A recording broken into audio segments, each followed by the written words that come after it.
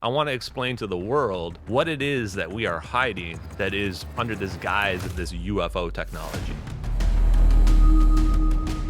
They have fusion technology. They have fusion propulsion drones flying around. And those fusion propulsion drones represent unlimited green energy for the world.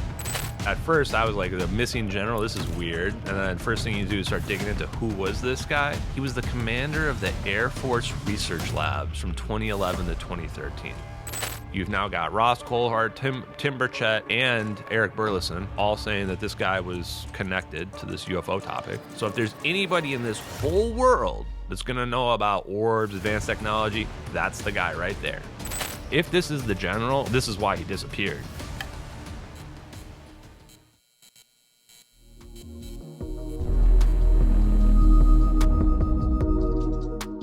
Welcome back. Thank you. Yeah, for sure. It's been a little while. Yeah, it's been like, what, a year or so? I think so, yeah. So we had a good conversation. It was amazing. It was one of my best favorite episodes. And I think if people haven't watched that, they probably want to go back and watch it. But what have you been up to between then and now? What's been going on? Well, I've been still researching the science, physics, trying to understand exactly what's going on in the MH370 videos. You know, I think last time we spoke, I was pretty confident that this was some kind of covert operation that was being done on MH370. But now at this point, I think I have a really good idea of the overall story, the assets that were being used, who's responsible, maybe not necessarily exactly why they did it, but the exact technology that we see in the MH370 videos. What are these orbs that are flying around the plane? And how are they, if I'm right and they are doing a wormhole or a teleportation to it, how is that possible? How can you even do that? So that's what my focus has been on, and that's why I'm glad to be back on your show, because I want to explain to the world what it is that we are hiding that is under this guise of this UFO technology. Okay. Fantastic, yeah, and so many more orbs have been sighted. I mean, since this video, the video with the plane and the orbs came out in 2014. Yeah, the videos emerged in 2014, but they didn't get any attention until 2023. So we went 9 years while ignoring those videos, and in that period of time, orbs have become in the zeitgeist, especially in the UFOlogy. To the degree now that even since we last spoke, multiple videos have been getting released that show the same exact phenomenon that we are seeing in the MH370 videos. Jeremy Corbell released a video that shows 3 orbs in a triangle formation, perfect triangle formation, moving around in a triangle formation. Matt Gaetz was just on with, I think, Benny Johnson, saying that he also has seen videos that show orbs coming together into a formation and then breaking apart out of a formation, just like the MH370 videos. And Congressman Burleson, who I've personally spoken to before, I'm on record saying that, he released a video of what looks like plasma orb getting hit by a Hellfire missile, breaking apart, and still just moving normally after that, which to me can only be explained by plasma, and plasma having its own electromagnetic effects. The last thing is that Anna Polina Luna just asked Pete Hegseth, SecWar, to release 40-plus UFO videos that they know exist that are out there. And I'm going to go ahead and predict and guarantee that at least some of those videos are going to show the same plasma phenomenon, the same triangle formations, because what we're looking at here is something that has a physical explanation. It's not just a myth. It's not just stories. There's a scientific explanation for what we're seeing. Okay, yes. So, I mean, your thoughts are that there's no reason to invoke aliens for this conversation, right? I mean, your thoughts are that this is technology that's been developed in secret by the U.S. government primarily, right? Yeah, and I want to address, because a lot of people criticize me or try to straw man my argument and say that I think aliens zapped the plane. Unequivocally, I do not believe that. The MH370 videos, that's the CIA recording those videos. They're not just randomly recording a plane that aliens decided to come out and zap the plane out of the sky. The whole thing is an operation. The reason why those assets are there, because it was an operation. The orbs, those are CIA orbs for sure. Now, that does not rule out aliens existing. It doesn't rule out even alien UFOs or orbs existing, frankly. So my view has always been to use the scientific method, which is my hypothesis is that's our technology. And until somebody comes in and says, well, it can't be explained using that theory, then that's what I'm going to continue down that path. Because all the physics that I've researched, all of the engineers that I've found, they almost never, if ever, talk about aliens. They never say, oh, I was looking at a UFO saucer and discovered how electromagnetism can manipulate gravity. No, they almost never. Now, some of them are interested in UFOs, so that's why I don't completely throw it out. But you can basically draw a path from the 80s with Tom Bearden and electromagnetic research, or even before that with nuclear weapons, to where we are now. And you can see the evolution of drone technology, of plasma physics, condensed matter physics, and even to the point now where we talk about traversable wormholes and these warp drives and things that are now starting to get scientific credit to them. And you can see that this is developed, and by 2014, it wasn't experimental anymore at that point. They had already been talking about it, doing conferences in the late 90s, like the NASA Breakthrough Physics Propulsion Workshop. So they had it figured out. The question is, did we see something that, stimulated our thought process? Did we get help? And to answer that question, I don't know. I would say I would leave that for everyone else to decide. I'm interested in it, but ultimately, to me, at the end of the day, the most important thing is they have fusion technology. They have fusion propulsion drones flying around. And those fusion propulsion drones represent unlimited green energy for the world. Like, no question, it really is about free energy. And teleportation is also cool, but the secret to teleportation, to a wormhole, is that also represents free energy. Because if I can move an object from here to here, that object represents mass energy. So even if it's a solid object, in theory, there's a bunch of energy tied up in that. So if you're moving that energy from one place to another, and it doesn't cost that much energy to move it, that's free energy too, in a sense. So the story of the UFO topic, the story of MH370, to me, is free energy. It's what is the power source of your flying saucer, of your balls of energy that are flying around in the sky. Yeah, love it. Okay, so then why don't we start off? What's a good place to start off then in terms of kind of catching up from where we left off the last time? I think the last time that we did a full podcast episode on MH370, and of course, like I mentioned, it was one of my favorite episodes. It's the reason why there's a plane sitting up on my podcast studio right now. I thought it was absolutely fascinating, and but I think that since then, a year or even more than that ago, I think since our first episode's been released, you've had some additional findings and understandings and to add to your theory. So maybe we start there with just kind of talking about that. I know there's a lot more to talk about today than just MH370, but maybe we kick it off there. Yeah, so the first thing I would say is let's talk about what happened to MH370. So MH370 was a CIA operation. It had to have been planned months in advance. It wasn't the type of thing that you just do at will, ad hoc. So they would have planned it out months in advance. The people that would have been involved would have been Obama directly. The CIA actually only presents options up to the president, and then the president has to choose what the policy is going to be. So the president would have been tangentially aware. People like John Brennan, James Clapper, they would have been aware as well. I know the CIA director of clandestine operations at the time was Frank Archibald. He's now dead, but he absolutely would have been in charge of that operation. Glenn Gaffney, he retired right before this, but he was essentially the Q of the James Bond Q of the CIA, the director of the Science and Technology Directorate of the CIA. And they're the ones that acquire the technologies. You may have heard of something called InQtel, which is a CIA venture fund. Basically, they invest in breakthrough technologies they think are going to be beneficial. So these would have been people responsible. Like I said, there are two MQ-9 Reaper drones recording MH370. There's one vertical to the plane that we can see in this color FLIR video that's up close. And then there is a MQ-9 above it as well. MQ-9 above it is actually taking photos using something called Gorgon Stare. And that then beams through a satellite, NROL-22, which is what we see in the bottom left corner, beams through the satellite. And this goes to ground-based stations. In fact, this is actually perfect for a CIA operation, because what they do is they relay the video feed or the feed through the satellite to wherever the location is they're running the operation directly. So that way there's not as many places where the information could be seen by somebody that's not meant to see it. In terms of how the footage got released, Edward C. Lynn is the guy that leaked that footage. I'm sure of it. His lawyer won't talk to me. I think we spoke about all the case around him in general. I spoke to somebody at the VPU2 Wizards that worked in his department, in his group, told me he would have had access to that footage. They can't tell me about how the surveillance stuff works, but my context that I was able to piece together is that the people in those VPU2 Wizards, they're sitting in front of computer screens and they're monitoring the planet. And so you have a region that you're monitoring, and you're monitoring that region.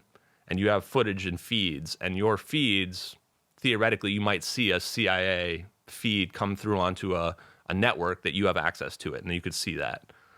So either he was on an operation, on a mission where he saw that footage, or he was randomly doing his job and he saw that footage and came across it and did what he shouldn't have done, which is put it on a flash drive and got it out of there illegally, which is why he ended up going to prison. In terms of why we did that, it was an operation against China. So as people suspected, the semiconductor engineers on the plane are the reason why the plane is targeted. They were working for an American defense contractor. They were working on advanced technologies. Microchip technology, you could say, is one evolution of UFO technology. Making things smaller and smaller and smaller with geometric patterns and shapes allows for some anomalous effects to occur. And people assume that these UFO hulls are basically like microchips that have been patterned at the atomic level for these types of effects, electromagnetic effects, to persist. So I don't know exactly what it is that they were working on, but they are the motive. And we knew they were going to either defect to China or take the technology to China or whatever it was. And the United States was tired of it. They've been stealing our technology for decades. And so the CIA planned some kind of, I would say a psychopathic operation, sat around a table and said, this is what we're going to do. This is where we're going to intercept them on this plane, MH370. And someone at the table decided, hey, maybe it was Glenn Gaffney. We have this technology we can break out to really just wow them, to really show them who's boss. The Orb Technology, let's break that out with the teleportation. And they decided to include that in the operation as well. Now, for most normal people who say, this is crazy, no one would do something like this, our CIA would do something like this. And we know they would because we saw the Hamas pager bombing, which is a very similar type of operation, a long-term operation that impacts supply lines, that, is covert. There's really no way to tie it back to them. Which one was that? The Hamas pager bomb is when Mossad impacted the supply lines of the batteries in certain pagers. Oh, sure. Yeah. And then they triggered the pagers to all explode because the batteries had some defect in them or something like that. Yep. It's a similar type of thing like that. Like the CIA I'm not CIA, I'm just saying we as in the Americans, but you sure we put a device. CIA? I'm sure. They haven't told me if I am. Okay, you're not on the payroll. Not on the payroll. Okay, officially. I'm on the record here now saying I'm not yet. Call me, CIA. Yeah. We put a device on the plane, and it triggered a fire. Now, this is the key part. I did a TV show, actually, which I don't think has aired yet, but they tested, and most people would say if there was a fire on the plane is not going to last. It's going to burn up. Yes, you're right. That's why it was a specific device that was put on the plane to not burn the plane down, right? That's why the CIA planted this device in the plane.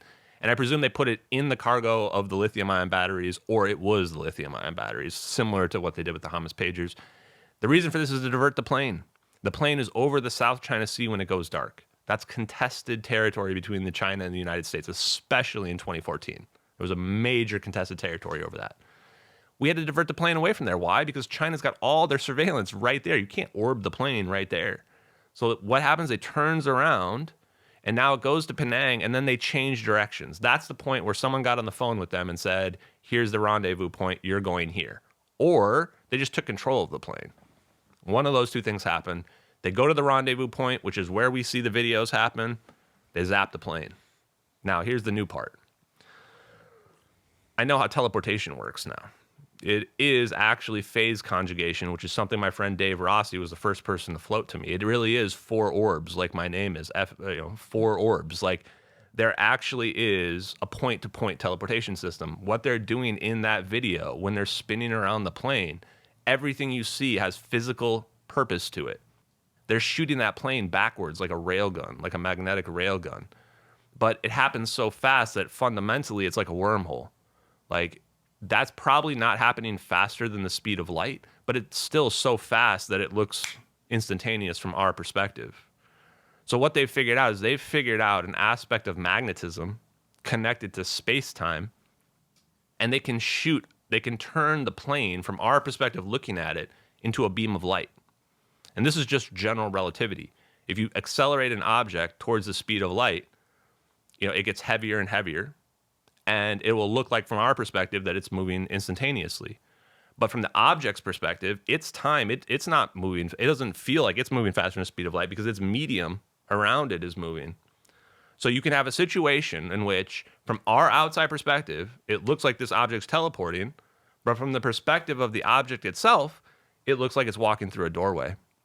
Now, the actual directing of it is the most important part, because this shows us that this is not unlimited technology. You can't just vanish here and then reappear over here. There's actually rules to how this all works. And the reason why the orbs are spinning around the plane vertically is because they're exactly shooting it backwards, not forwards either. The direction of spin around the plane actually determines whether or not the force is going to go forward or backwards. And so that means that you can actually map where this plane is theoretically going, because we can see coordinates in the whammy footage, the Gorgon stare footage from above. So we know the plane's going to the east in that footage. So if it's getting sent backwards, it's the other point of where it reappears is somewhere over to the west.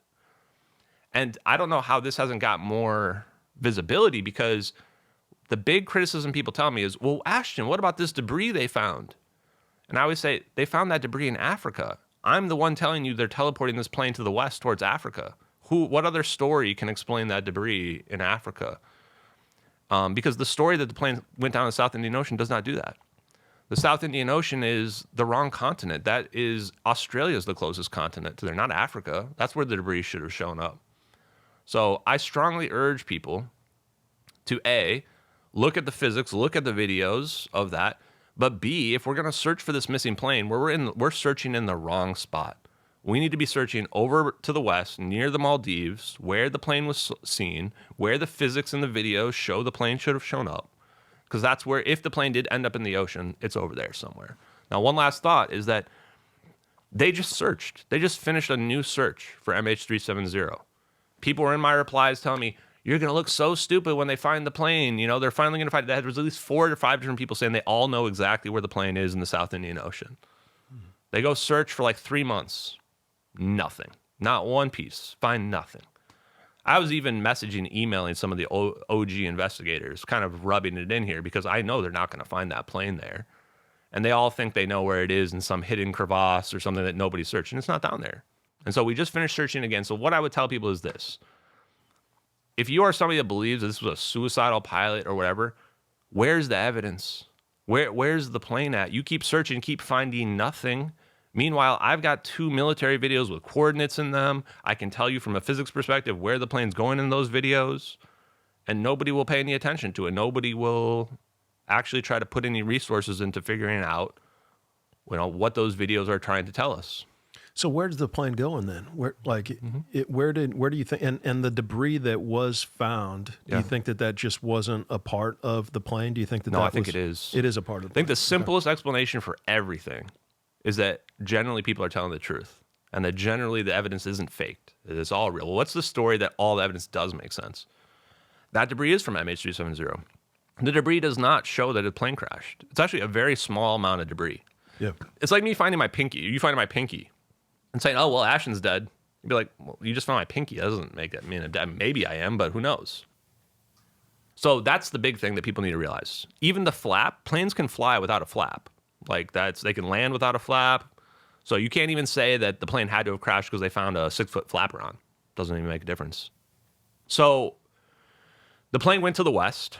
There was a sighting in the Maldives in the early morning hours of people that saw that plane in there, and their sighting is extremely detailed. Like, they saw the red and white stripe of Malaysian Airlines on a major jumbo jet, and a Boeing 777 is a huge, huge jet.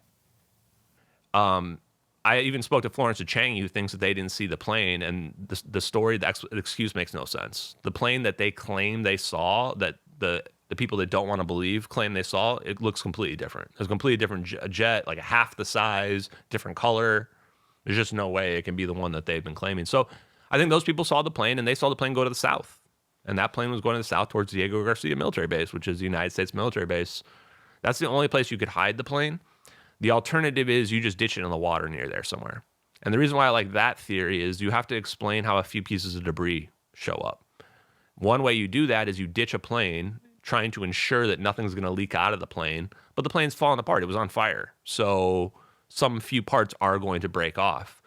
But they were sure enough that they didn't have any bodies show up. Because if a body shows up, now people are gonna start looking under the water, right? Like, hey, we found a body in Africa. How did that happen? So they had to be very careful to make sure no luggage, no bodies show up. Because if a few other random pieces of the plane show up, it's inconclusive. We don't know. So I think it's probably in the water near Diego Garcia because no one's allowed to go search over there, and it's near the military base. And so they would have just set the coordinates for where they wanted it to teleport to in the water somewhere and just have it. No, I think it came up in the sky. Okay. When that plane comes out the other side, it's the same speed that it's going into the wormhole. So yeah, it's like going through a doorway for it. I don't think they're slowing the plane down when it comes out the other side. I think it's going out the exact same speed. And that's also why they're directing it, because they want to make sure when the plane comes out that the tidal forces are that it's still just going normally straight ahead. Because if the orbs are spinning around the plane a different direction and they warp it over this way or that way, when the plane comes out the other way, it might just crash. It might not be stable anymore. So is everybody dead then when it comes out of the wormhole? Well, that's a different question, because people can survive a wormhole. They're humanly traversable. There's like 5 different papers about wormholes are like black holes, but they don't have an event horizon, so you're not going to get squished to death. But there's other problems. One is there was a fire on the plane. There's smoke coming out of this plane. They could have been dead from smoke inhalation. The other problem is nobody has seen any of these people for 10 years, 12 years now, so pretty unlikely they're still alive. If they were, they would have been on Diego Garcia or in witness protection or something like that. So we can't say for sure, but I don't think that they're alive. I think that, this is a psychopathic operation. So probably the fire was also intended to incapacitate most of the people, maybe permanently. And that way nobody has to do any dirty work as well in terms of eliminating people later on. And it all looks like an accident, so nobody's really at fault. So sadly, that would be my guess in terms of what happened. But the only people that can answer that question is the United States government, And Edward C. Lynn. And Edward Lynn. Although Edward Lynn might not even know what happened, right? Maybe, because maybe he can't answer that question, but he's got a lot of the answer. He's the one guy that it seems like you could talk to and really make some progress on this and then get to the bottom of some of these other questions that we're talking about. I thought about going and just trying to ambush him. I almost did when I went on Tim Pool the most recent time because he's out in that region. And I just decided against that the last minute because I don't know what the circumstances are. I do want to know the circumstances of like, how did he get those videos? How did they not kill him? How did he get out of jail and now he's acting like he's still in the good graces of the Navy? My guess is it's all because nobody realized what was going on in those videos. Like everybody just kind of assumed that he was just leaking information to some prostitute and that they just went super hard on him over that. And they're like, oh, okay, well then you're fine. But once people start to realize he leaked those videos, and this is the biggest leak of national security ever, now it becomes a big problem. So I don't really want to ruin his life because I don't really know what the situation is. But if people are out there and they're researching this, the first person you should be hitting up is Edward C. Lynn or his lawyer, Larry D. Youngner. No question. Those are the first people to be hitting up. And if they weren't involved in this, they would have been suing me. They would have been trying to contact me, telling me to correct the record. I've been saying unequivocally this is the guy for 2 years straight now. So the evidence is all there. Gorgon Stare Wide Area Motion Imagery. That's the video above. Sierra Nevada Corporation is the one that integrates that system. So if you want to solve the UFO thing, just subpoena Sierra Nevada Corporation's databases for their Gorgon Stare footage, and we're going to have the whole thing figured out. The other video is a Northrop Grumman Lightning G4 targeting pod, advanced targeting pod. They're usually used on F-16s. That's why they're so unusual for it to be on like a Reaper drone. And both of those systems were not publicly available when those videos were filmed, which means that the CIA is acquiring these technologies, their surveillance technologies, et cetera, before they've been publicly revealed by the Air Force. And I know for a fact they have a whole fleet of drones. Turns out people went back through and looked at all the drone purchases, minus the ones that are publicly available, and there's like 80 more Reaper drones that are totally unaccounted for, which are presumably CIA Reaper drones. So we know they absolutely have Reaper drones. We know they incorporate surveillance, advanced surveillance systems for operations. They've admitted to this.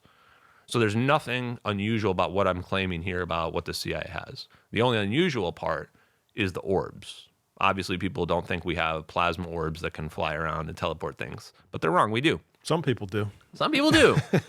Some people do. Some people have seen them. A lot of people have seen them. A lot of people have seen them. So the question is, what are those orbs and what are they doing? And they're fusion reactors. Those are little fusion reactors that we have figured out that are flying around. I would also say they're particle accelerators. I spoke to John Centarius, who's a physicist out of University of Wisconsin, professor emeritus. And I asked him about this because these engineers have to know. I found multiple papers about this guy talking about aneutronic fusion propulsion, the same stuff we're seeing in these videos. And these papers go back to the 90s or the 80s. And I talked to the guy, and I can tell right away he has no idea. He has no idea that they've figured this out. He says, the way that people speak to you, they'll say, well, I'm on the cutting edge of the physics, so I would know if, they had figured this stuff out. And it kind of makes me wonder how they've been able to compartmentalize this so well that even the people that write the papers that I'm watching on the screen, and I know for a fact that that's what it is because, one of the things I asked him is like, would you recognize fusion propulsion, the thing that you've written all these papers about? And they kind of avoid the answer to that question. And so one of the things I've asked them is, remember the dark lines that are coming out of these orbs in front and behind the orbs when the orbs are spinning around the plane? I said, would you see either Cherenkov radiation or Bremslung radiation coming out of your plasma fusion reactor if you built one? He's like, no, that would be Cherenkov radiation. That's Cherenkov radiation. I went, oh, well, thank you for answering that question. So those black lines that are coming out really are Cherenkov radiation, which is what happens when particles move faster than the speed of light in the medium. So why are you seeing these lines coming out of our fusion reactor is because this is Cherenkov radiation, where the particles are being accelerated in the middle of this fusion reactor faster than the speed of light in the medium of the plasma. And that causes X-ray radiation to be emitted out of it. So that's what those orbs are. They're little fusion reactors, particle accelerators, just like CERN, the Large Hadron Collider. And how does this manipulate gravity is general relativity. The same thing. We say if I take an object, a particle, a plane, anything, speed it up towards the speed of light, general relativity says it's going to get heavier. It's going to get heavier from our perspective looking at it. Well, if it gets heavier, that means there's more gravity, right? That's what that means. So we could also then say, if I'm accelerating something, I'm increasing the gravity in that region right there from our perspective looking at it. This is also true of a plane, but it's also true of a particle. So if you are accelerating your particles towards the speed of light, you're in theory creating a local gravity well where you're doing that acceleration. That's what the orbs are doing. So this is why we were paranoid about CERN producing a black hole. Because people were saying, well, you're going to accelerate these particles and smash them. It's going to create a black hole. The black hole will become self-sustaining, and it'll suck all of us in, and we're going to all die. That was not true. And the reason why that's not true is that the universe closes up on itself really fast. You can't just make a black hole and have it be persistent forever. The universe wants to close in on itself. Just like if you were to pull water out of the ocean, it's not going to leave a gap there. The water will just close in right on it, right away. So what they've been able to manipulate is this exact process. How do you manipulate gravity? You use general relativity. You accelerate particles towards the speed of light in the center of your plasma ball. And what does that do? What does that create? It creates a magnetic field, a plasma ball around your entire structure. So they've got these plasma fusion propulsion orbs that they've been working on for decades. And I think we're seeing them flying around in the sky as UFOs. And the CIA has been acquiring that technology, probably sequestering it, probably also discrediting it so that they're the only ones who have it. And that's the secret of the MH370 videos, is that we have these orbs. They're going to release videos soon, UFO videos, this disclosure stuff that's happening. And I think we're going to get vindicated on a level that nobody's ready for. Like, we're going to see, those videos are going to show clearly plasma orbs flying around triangle formations. It probably won't show things being teleported, but now we know what's behind, the secret door, so to speak. Okay. So when people see the things that they see in the sky, regardless of what it is, there's a lot of orbs that are being seen Are there physical crafts within these orbs then a lot of times, or are you what's the physical structure like of the stuff that's flying around? It's a good question. And you had Bob Grenier on recently. Shout out to Bob Grenier. Yep. Bob's a man. Yeah, he's a fan of, friend of the show, a friend of my show as well. Yep. He would say that there's nothing inside of them. He would probably say that it's a wholly geometric plasma shape that is self-organizing, self-perpetuating. And I would slightly disagree. I think there is something in there, but I think that idea is still mostly true. Is that if you look at the most common popular fusion reactors right now, the most popular one is a tokamak. And tokamaks are completely junk physics, junk fusion, if it comes to that.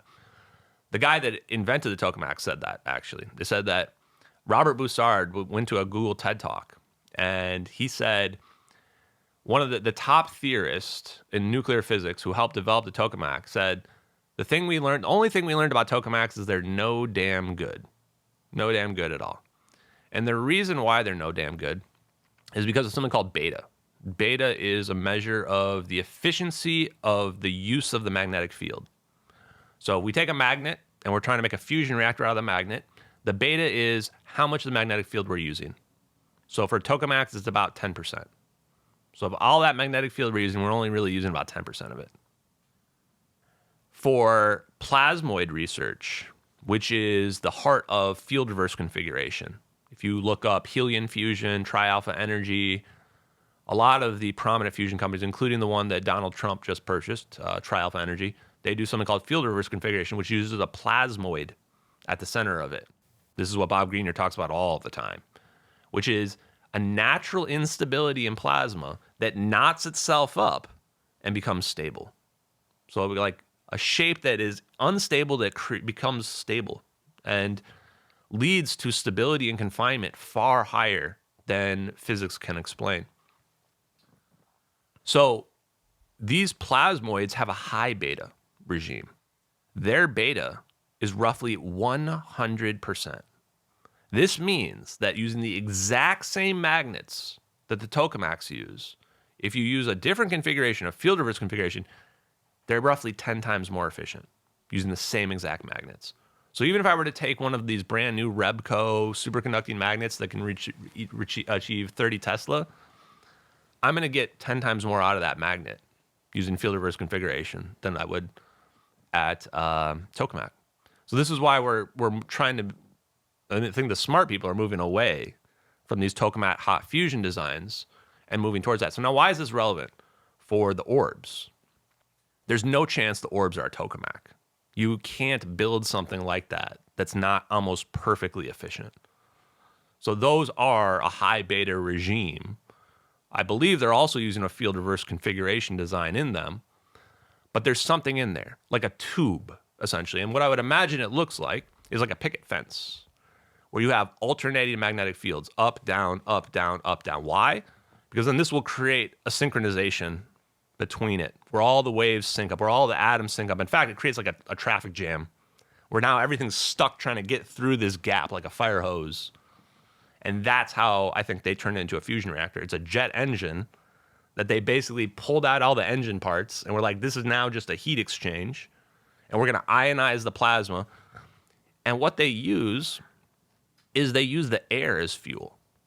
The big secret to rockets and rocket engines in general is that the actual fuel is the big, heaviest part, even the rockets that we just sent in the sky. Right. So what's the obvious answer? No fuel on board. Have the fuel be external. So this is one of the biggest things. And then the other thing that Frank Mead figured out, Air Force Research Labs, he's connected to all of this physics, the teleportation, the ball lightning, everything. He figured out we can make a drone, a propulsion drone, a fusion propulsion drone that's nearly perfectly efficient. Why? Because the speed of your craft is determined based on the speed of the propulsion, the accelerant that you're shooting out of your craft. So if we constantly update that, like right now I need to go 5 miles an hour, okay, I'm going to have the propellant go 5 miles an hour out. If I need to go 200 miles an hour, I'm going to have it go 200 miles an hour. If we can optimize that, then you've now created a perfectly efficient engine. And in theory, if you're pulling the fuel from the outside, you might have now just created an engine that can fly around forever in the sky without being stopped. And this is exactly, specifically, what Lockheed Martin was trying to do with their compact fusion reactor in 2014, around the same time the plane disappeared. Admittedly, they're on record. They have a promo video saying unlimited fuel, unlimited loft, unlimited airtime. That's what fusion propulsion can do for you.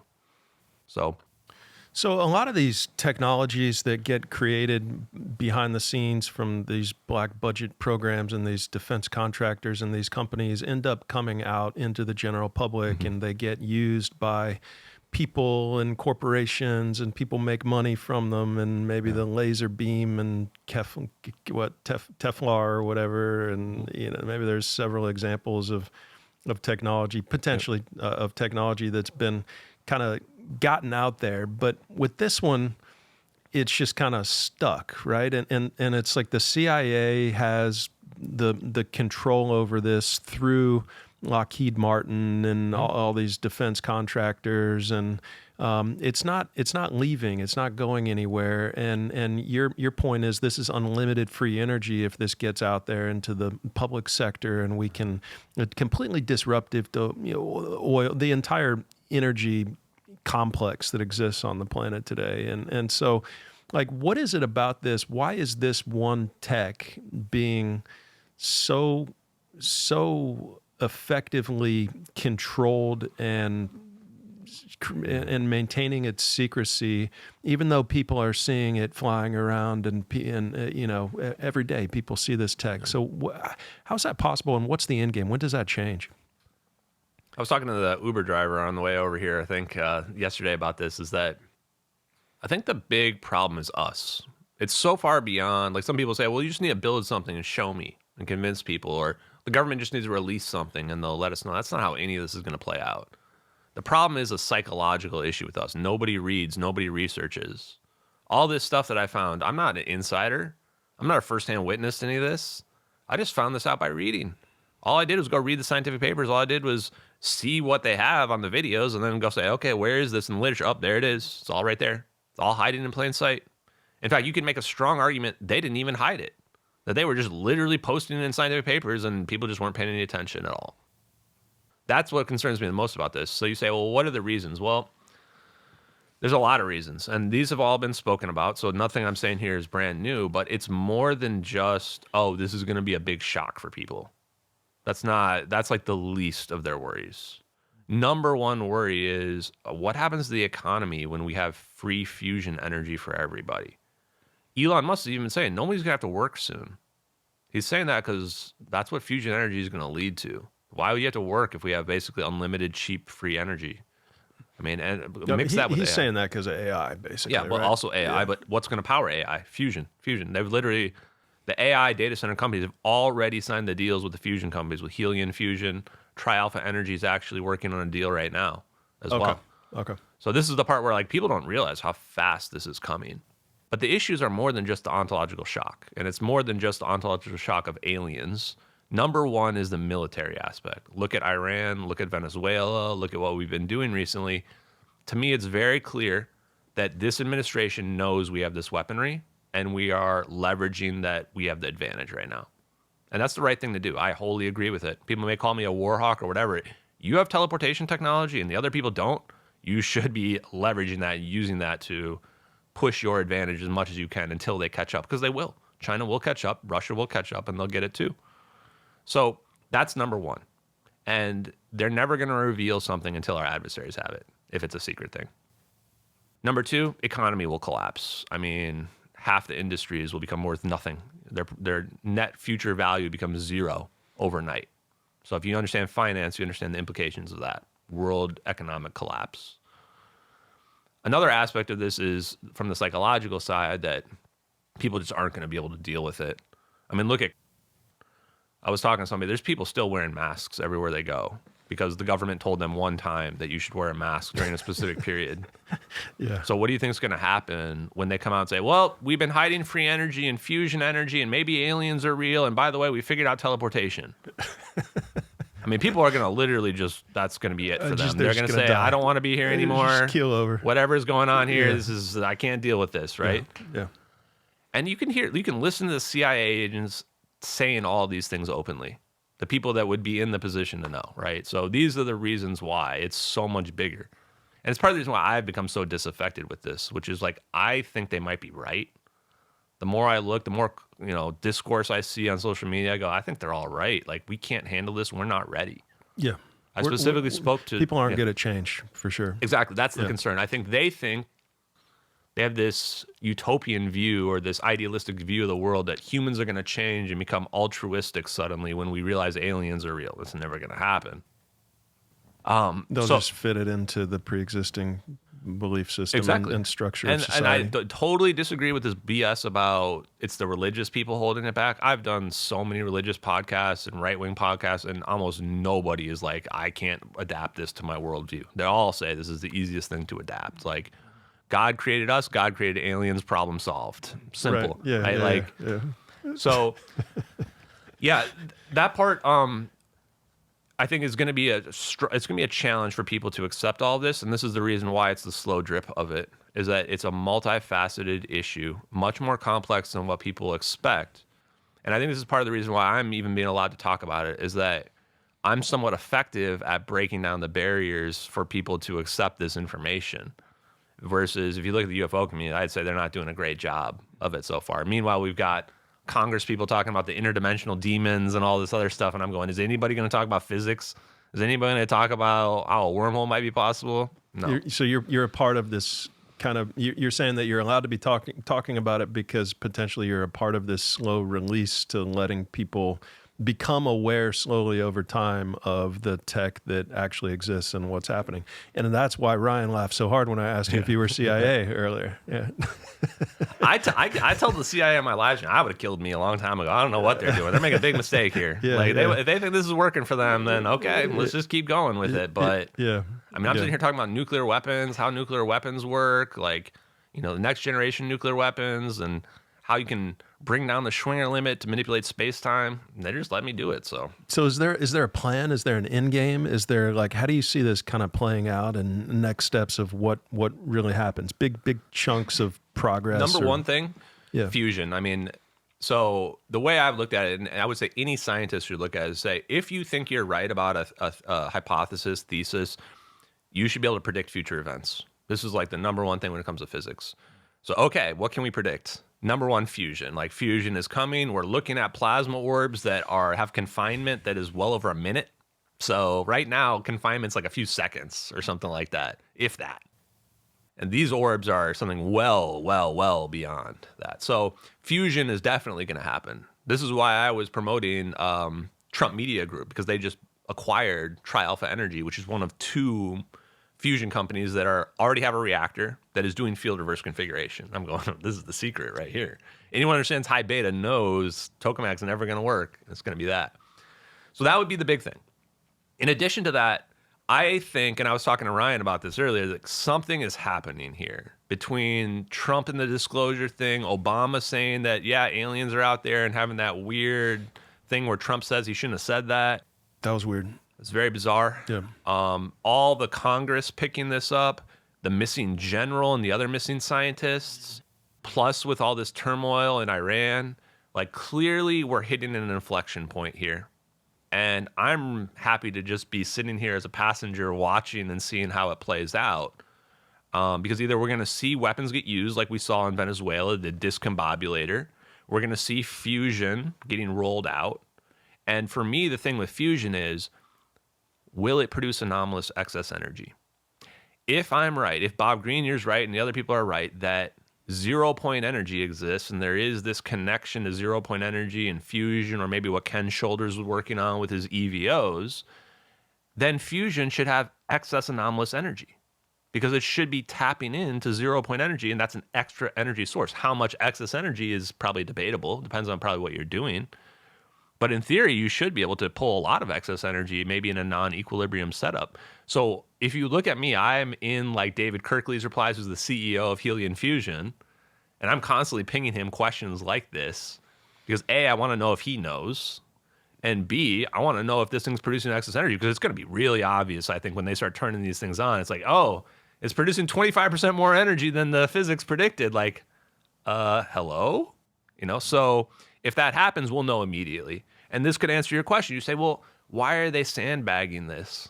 Because the moment someone turns a fusion reactor on and realizes it's producing anomalous excess energy, throw the physics out. We need a new explanation now. And there will be no denying that. And this is how I think the suppression has worked. They haven't just suppressed fusion. They have to suppress everything related to the physics, everything related to an extra dimension, everything related to anomalous excess energy, which includes cold fusion, which is all they figured out was that it's a resonance factor. It's like, why did the cold fusion only work sometimes? With all these tests that people were doing, they had 60 replications. They could show anomalous excess energy. They had, in some cases, the water was boiling in some of these cells they created. Where's that energy coming from? And why did it not happen when some people did it? And why did it happen when other people did it? That just all goes back to Tesla. It's all about resonance. That you hit a certain resonance condition, and suddenly the cross-section for fusion skyrockets. You go from very little reactions to huge amounts of reactions. It's called actually the transmission resonance model for cold fusion. So they can't let any of that stuff come out. Because if any of that comes out, the whole Pandora's box opens up and all the physics unravels. Do you think that the people that claim to be able to make orbs appear are legitimate? That's funny. I thought you were going to ask me this. This is one of the toughest ones, right? We're talking about Chris Bledsoe, Ryan Bledsoe for the most part. I've met Chris Bledsoe in person. Truthfully, my opinion is I'm highly skeptical. Like, I'm really skeptical of those kinds of claims. I'm skeptical of psychic power stuff. But at the same time, the physics shows that it should be theoretically possible. If all points in time are connected, just like Ben Rich told us, then in theory, now psychic powers, things like that, become possible.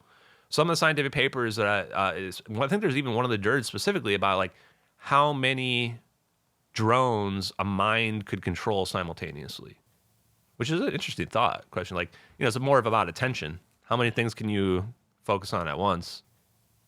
So there is definitely some connection to that stuff. But for me, I'm really more of a hard physics kind of guy. And so I try to focus on that. So I would say, if in terms of evidence, the biggest thing against it for me was like when he went on Danny Jones and they claimed they went out to the desert they went out to the beach and they waited around for 2 hours. To me, it's like, if you can summon an orb, it should show up right away when you're going to do it, not 2 hours later. But I don't know. I have nothing against them, and I'm open-minded to those kinds of things. But I would prefer if we stick to the hard physics before we start worrying about summoning orbs.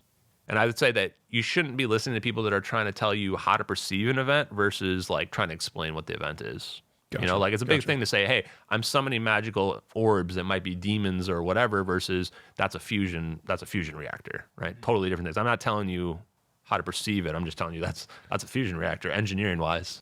Yeah, and that's why I was just curious your thoughts, because if, from a pure scientific standpoint, if you're saying that we know what this technology is and it's man-made technology and it's not, anything extraterrestrial or interdimensional or spiritual, then does it make sense that you would be able to make contact with it? And so, Chris was on the show and very, very likable, very believable.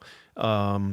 We went out to our property out in the middle of nowhere and tried to summon some orbs and got nothing, for hours, 3 hours, 4 hours. And it was overcast that night, so they would have had to have been very low to be visible. But Ryan and I went out, Bledsoe, and we saw some weird stuff, man. Some weird stuff, like some stuff. It was way up high in the sky, but wasn't moving like satellites and didn't look, just looked like a triangle formation of 3 orbs that were moving. And Ryan saw one do like this spiral thing. So it was weird. It was weird. I want to just shout out to Ryan, because that was some weird shit.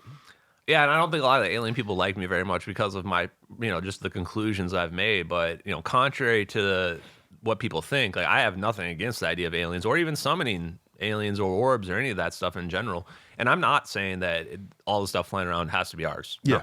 Yeah. I mean, there's very well a possibility in which this was alien technology that we figured out, we reverse engineered, and now we've got our own alien technology. Or maybe there's both. And, how would I even know? I have no idea. What I would tell people in the alien front is we are thinking way too small.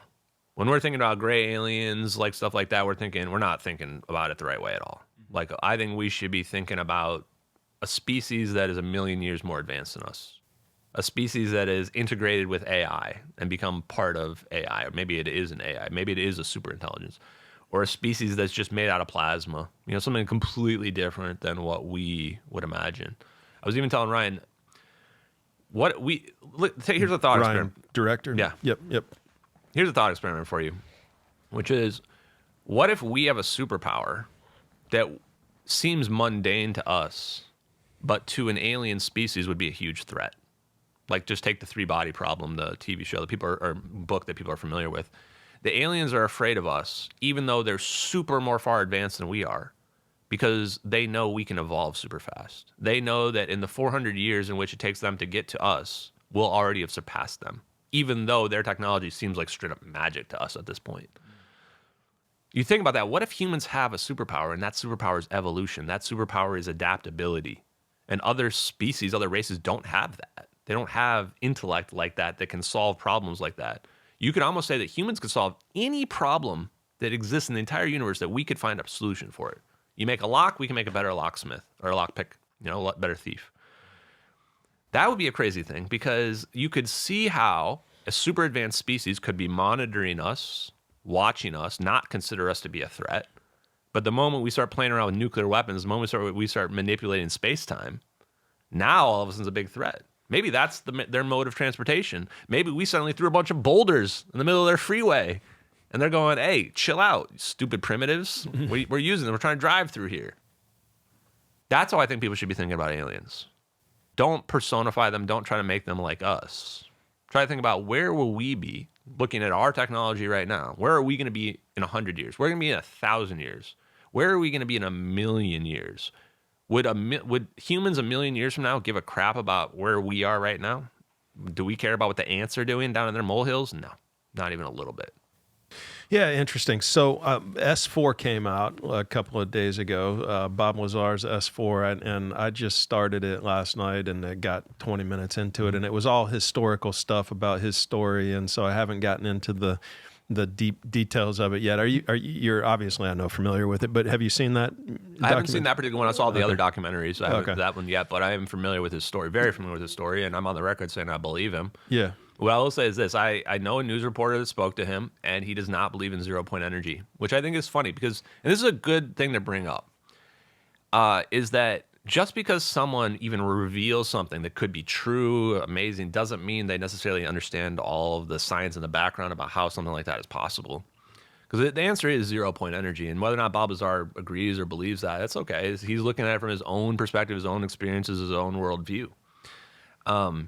And this also explains why some of his story doesn't really make sense from some people's physics perspective or what have you, because he's looking at it through his own lens. He's explaining what he experienced from his own background, his own knowledge of science and physics. And he was trained in a classic physics view. One of the things that I hear all the time is, like, people either see this or they don't. You tell somebody there's an extra dimension filled with energy, we don't see it. They can either wrap their brain around that or they can't. It's a weird thing, but that's kind of how it is. And a lot of people just can't. They say, nope, I can't understand that.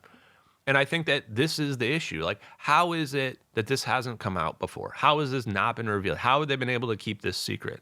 Because there's so much infighting. There's so much, even the people that are trying to reveal it all don't agree with it. Even the Chris Bledsoes and the Ryan Bledsoes, I might be beefing with them, even though we're all trying to reveal the same thing, And this is part of the problem, I think, is that I think Bob Lazar's story is true. I think they really are working on this kind of technology, but he never saw any aliens. He's just assuming that there must be aliens because he assumes that we don't have flying saucers that can fly around, right? And so this is where you have to kind of read between the lines. What is he saying that he knows versus his experience versus what is he interpreting? And that's what I would say, not just from a Bob Lazar perspective, but from anyone, even my perspective as well. Let's talk about this general that went missing a couple of weeks ago. That's a wild story, man. What's going on there? Yeah, I was one of the people that started shining a light on that because at first I was like, the missing general, this is weird. And then first thing you do is start digging into who was this guy. He was the commander of the Air Force Research Labs from 2011 to 2013. He spent 35, 38 years, something like that, in the Air Force. Career guy. So if there's anybody in this whole world that's going to know about orbs, advanced technology, that's the guy right there. That's him. Even found a video of him talking about, I think it was 2014 AIAA, talking about how the hypersonic propulsion advancements, talking about how they redid the nuclear weapons, and he was part of that. So you're going, okay, look, if you this guy worked on the nuclear weapons unequivocally, you know? And there's an email from Tom DeLonge. I think it was part of those WikiLeaks or something like that. Okay. And Tom DeLonge is saying that General McCasland is like his contact. And even though publicly he'll say he doesn't know or anything about the UFOs, privately he knows all about it. And so now it's coming out that I think Congressman Burleson said that he was like talking to them behind the scenes, like going to testify. I think they used the word testify. Now, I haven't seen him testify publicly, so maybe he was in a skiff or something talking to them. I'm not sure. The general. The general. Yeah. Wow. And then I'm going, and then he's just gone. And now he's just gone. Yeah. And just yesterday, finally, he's been gone for 5 weeks, 6 weeks, something like that. Yeah. Just yesterday, they finally released the 911 call from his wife only 3 hours after he disappears. And the whole thing, I think we have the clip to play it, and we should probably listen to it, because to me, it just is so weird. Like, to me, you can tell right away she knows he ran. It's like this guy. Okay, we've got the clip played up. Let's just listen. Yeah. This is April. How may I help you? Hi, April. My name is Susan Wilkerson. My husband is missing. Okay. And it's been about 3 hours, and I have some indication that he must have planned not to be found. He's left his phone. He changed his clothes into I don't know what. I think he's on foot. All of our cars and bicycles are in the garage. I left for a doctor's appointment at about 11:10, and he was here at that time at the house. And I got back from that at noon, and he was gone. He turned it off and left it behind, which seems kind of deliberate because he's always got his phone. He has a smartwatch. I don't know if that's with him or not. Has he ever done this before? Never. Nothing even remotely like it. He's a retired Air Force Major General. He's very responsible, but he's also facing some medical issues. Do you have any video at your home? No. Has he been diagnosed with any mental disorders or anything like that? Well, we've been seeing a doc for both physical and mental in terms of anxiety, short-term memory loss, lack of sleep. The same doc I went to see today. Does he carry any weapons on him? Well, not generally. He does have a gun safe, and I went to look in the gun safe to see if anything was missing, but I couldn't tell if anything was. He has quite a number of pistols and rifles. Other than saying if his brain and body keep deteriorating, he didn't want to live like that. But it seemed to me that was just a, man, I hate how this is going kind of thing, because I told him, yes, you do. Yes, you do. Okay. We're going to send some deputies up to talk to you, see if we can search a little bit and see what's going on, okay? Sure. Thank you very much. You're welcome. Wow.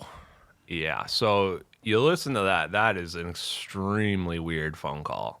First of all, the police generally don't do missing search stuff 3 hours after. But in this situation, you can say, and they asked and said, is this normal? No, it's not normal.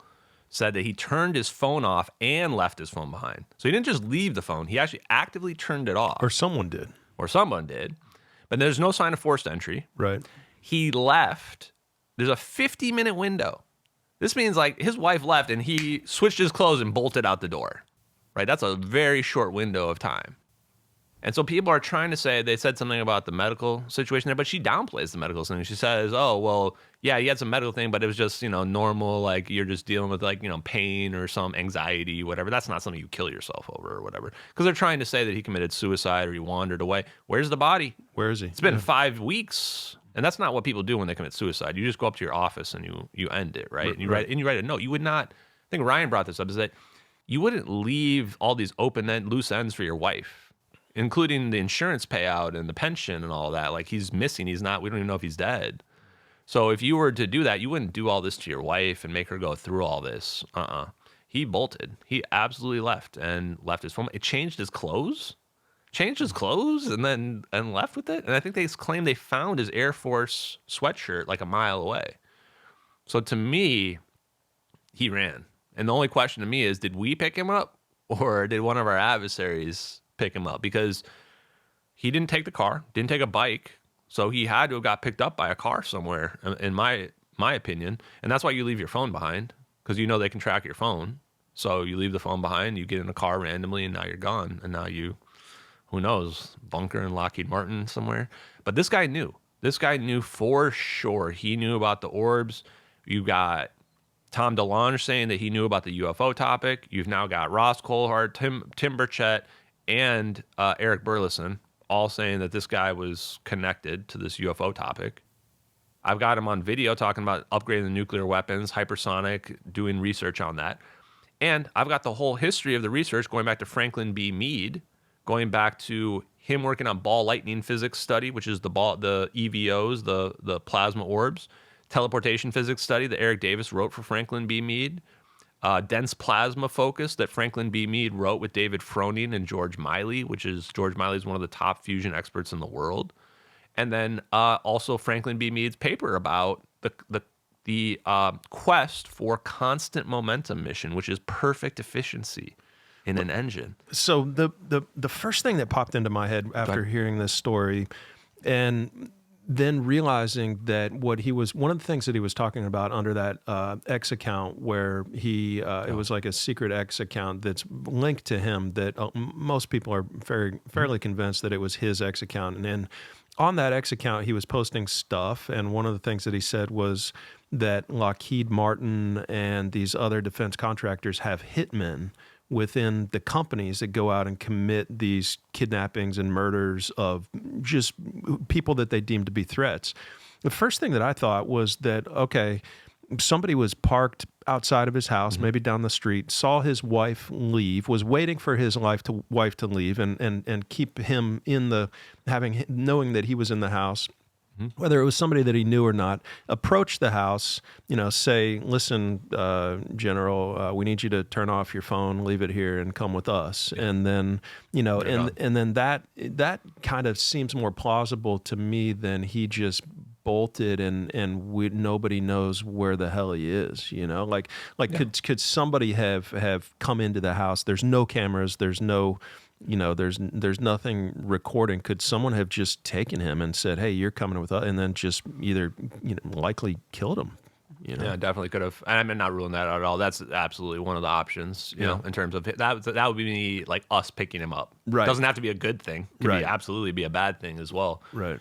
If you want to have the most optimistic approach, you say, well, we pulled him in because now we need him to go help work on some alien technology or the disclosure that we're working on or something like that. But doesn't feel like a good thing. One of the main things he said, and one of the other things he said was that he's seen no evidence of aliens, which immediately made me think of you. and you even commented on a post that I made about this, that he has seen no evidence that aliens are involved in any of this. So the account you're talking about is TMB Spaceships. Yeah. I highly recommend people check this out. This was so weird. There might be a direct connection between me and the missing general or somebody in his direct orbit, because this account is either the missing general or it's someone that knew him 100%. Yeah. So there's this account, TMB Spaceships, that started going in my replies about a year ago. And weirdly, it has a lot of the people in the UFO community blocked, but not me. And they were in my replies basically giving us disclosures, showing the technology, explaining things like that, which is true. The defense contractors have basically mercenaries that are former special forces people that allegedly they go, and that's when they want to make someone disappear, they send one of those people there to do that. Right. And that's how they take care of the problem. And so this TMB Spaceships person, I looked through their profile to figure out, because their profile says they're like a 34-year Air Force engineer, which perfectly aligns with the missing general. Yep. And you're wondering, and this account went dark the same hour the general disappeared. Right. That same day. Right. And nobody noticed for a week. Right. We go back a week later and somebody messaged me and says, do you notice that TMB Spaceships account that's been posting that weird stuff also went dark the same day the general did? Yep. I mean, and still to this day, they're still gone dark. Still gone dark since then. Yep. So you look at this, and a couple things. Ryan was pulling one up just now, but I've been going through some of their old posts now that I'm like paying more attention to it. One thing, they drew a hand-drawn schematic of a fusion reactor for me, and it's one of those field reverse configuration ones, or it's a For you? it says ion pumpy thing for Ashton. On the hand-drawn schematics, here's where the ions are going to be shot out. Here's where you feed in the gas. I'm going, holy shit, this is and I didn't know at the time what I was looking at because a year ago I wasn't that well researched. Now I look at it and I know right away they're building me either a fusion reactor or what those orbs are in those videos. And no random person could just draw. There it is. Look at this ion pumpy thing for Ashton, literally calling me out. Closed cycle plasma amplifier, dynamic plasma alternator. No shit. This is the craziest shit. And if you even look at the general image wrote right there this where for the you. pink is, where that tube is, that's what the Z-pinch reactors look like. The Z-pinch reactors have a cylinder tube inside them where it all collapses down, just like this image. Wow. At the time, I had no idea what I was looking at. I thought this guy might be a schizo. Now I'm looking at this, and there's spelling mistakes in here because it's all hand-drawn. It's not done by a computer or anything. Wow. Look, Ashton Free Energy. Look at the bottom right. Ashton Free Energy. Open source, whatever it says. Anti-gravity, I think it says. Yep. I mean, this is crazy, man. This could actually be part of the reason. If this is the general or someone is connected, this is why he disappeared. This is why he's gone. This is why he's gone. Wow. Can you pull up the other one, the nuclear weapon thing? Bro. I mean, bro. I saw this and I'm like, am I in the middle of the craziest thing ever right now? You might be. Ryan, this is Because- legit from that guy's page? Because you can From the imagine general's 100% page. that this is not from the general, but from the TMB spaceships. Let's make sure. Let's disconnect them for No, now because we don't know it's for the sure. same dude. But I mean, it's the same dude. it has to be either him or someone connected to him. I mean, Yeah. look at how detailed this is. I mean, the New York... And look at when he posted this, 2024. So this was right after he started following me. Wow. Right after he started following me. Wow. That was over he's a like, year this ago. guy gets it. He's like, Ashton gets it. Yeah, and you have to wonder, like, if I'm out here revealing this stuff that, like, nobody really accepts or knows to be real, you imagine you're one of the people that does know it's real? Right. This is exactly what you would do, right? Jeez, You would be bro. like, hey, I got to reach out to the guy that's revealing this because nobody else is even close. Dude. And he's like, yep, it's fusion reactors. You got it. You nailed it. That's what's going on. Oh, my God. And Have one you of his- talked about this yet? This is like the first time I've talked about this, other than on my live streams. This is the biggest thing I think I've ever talked about on the show. It's absolutely This insane. is freaking huge. I might be in the middle of like a huge disclosure thing happening. That's why I'm saying, like, I'm just watching this play out now. I know I'm right about those orbs. I know those are fusion reactors, and I just don't know what's going to happen here. People are disappearing. People are like in my replies posting crazy stuff like this. This is either your X account or it's the general's know. X account. I wouldn't even blame Period. people for thinking that it's me at this point. Period. That's This it. is like with Those the are letter to only two Ashton options. Forbes, where people think like that. I had to have written that because I don't know how anyone else could have written it. No. I couldn't even write that. Either the letter you to Ashton created the Orbs video and you created the letter to Ashton Forbes and you creted this X channel, or you're onto something here, bro. And you're a part of this, and the general realized that you were onto something here. That is wild. Yeah. And by the way, I'm not saying that this is your X account. By the way, I'm being sarcastic and but I mean, If people think I could have made that, then I mean, you guys have given me way too much credit. Honestly, man, I'm a healthcare IT guy. I'm barely struggling to figure this all out here over several years. I didn't know what I was looking at when he posted this 2 years ago. This was November 2024. I had no idea. oh back my then. God. Ashton, if you disappear, we'll put your picture up on the wall mural. But please do. Just Yeah, don't give yeah. it to Candace Owens. I don't want any more crazy conspiracies. Just let the CIA disappear me, guys. Honestly, is- at this point, they might be doing me a favor at this point by disappearing me. I don't even know anymore. So the other thing that he posted though was he posted about nuclear weapons. So the Look at this. the handwriting on that thing. We need to get, where's his wife? Right. That dude's wife must be able to recognize his Right. handwriting, right? Like Right. I also pointed that out. Like this handwriting's all over that. There's spelling mistakes. Like someone's got to be able to connect this to a real human being. Totally. Why don't we send this to his wife and be like, is this your husband's handwriting? I've literally sat up in my bed multiple nights, thought, should I go find his wife and like Dude. talk to him, because if this is, she'll know one way or another. Totally. So We we'll can either be able to contact his confirm wife. it's him or rule it out one way I or can another. find his wife for sure. I'll send this to his wife. I don't think it's going to end up being him, because I looked through some of the other stuff that he posted. Now, he could be posting like things that are intentionally misleading to throw people off, but he tells some personal stories that don't line up with the general's real background. But if he's not the general, he knows the general for sure. It's just there's too much overlap and there's too much knowledge in the physics. And a number of my other followers who are very deep in the knowledge of physics and engineering look through the guy's stuff and they're like, this is without a doubt. Everybody can tell this guy's legit. We just don't know who he is. For sure. Right? For sure. So that's the thing. So yes, this is one of the craziest things ever. And he was also posting about this, the other thing, which I think should be national news. This right here. Look at this reply in my post where I was talking about non-fission ignition. So the big thing that I've discovered is that they developed fourth generation nuclear weapons. Nuclear weapons. It's my birthday, by the way. Not to cut you off, but yeah. They developed fourth generation nuclear weapons that don't have radioactive effects. Like they can get around the nuclear weapon treaty by lowering the yield so that they're focused effects, like on the airplane, and that they don't radiate, aneutronic. These are the things I've been focused on. So that's what I'm talking about. No one's talking about non-fission nukes. So I'm basically talking about next generation nuclear weapons. And this guy randomly comes in my reply back in November. This is only a few months ago before he disappeared. The current unspoken fear in nuclear weapons engineering is artificially induced nuclear combustible material. So he's saying we can produce artificial radioactive material that can be used in dirty nukes. And he says the DOE doesn't focus nuclear threat assessment analytics on induced material. Russia has a major artificial induced material production line.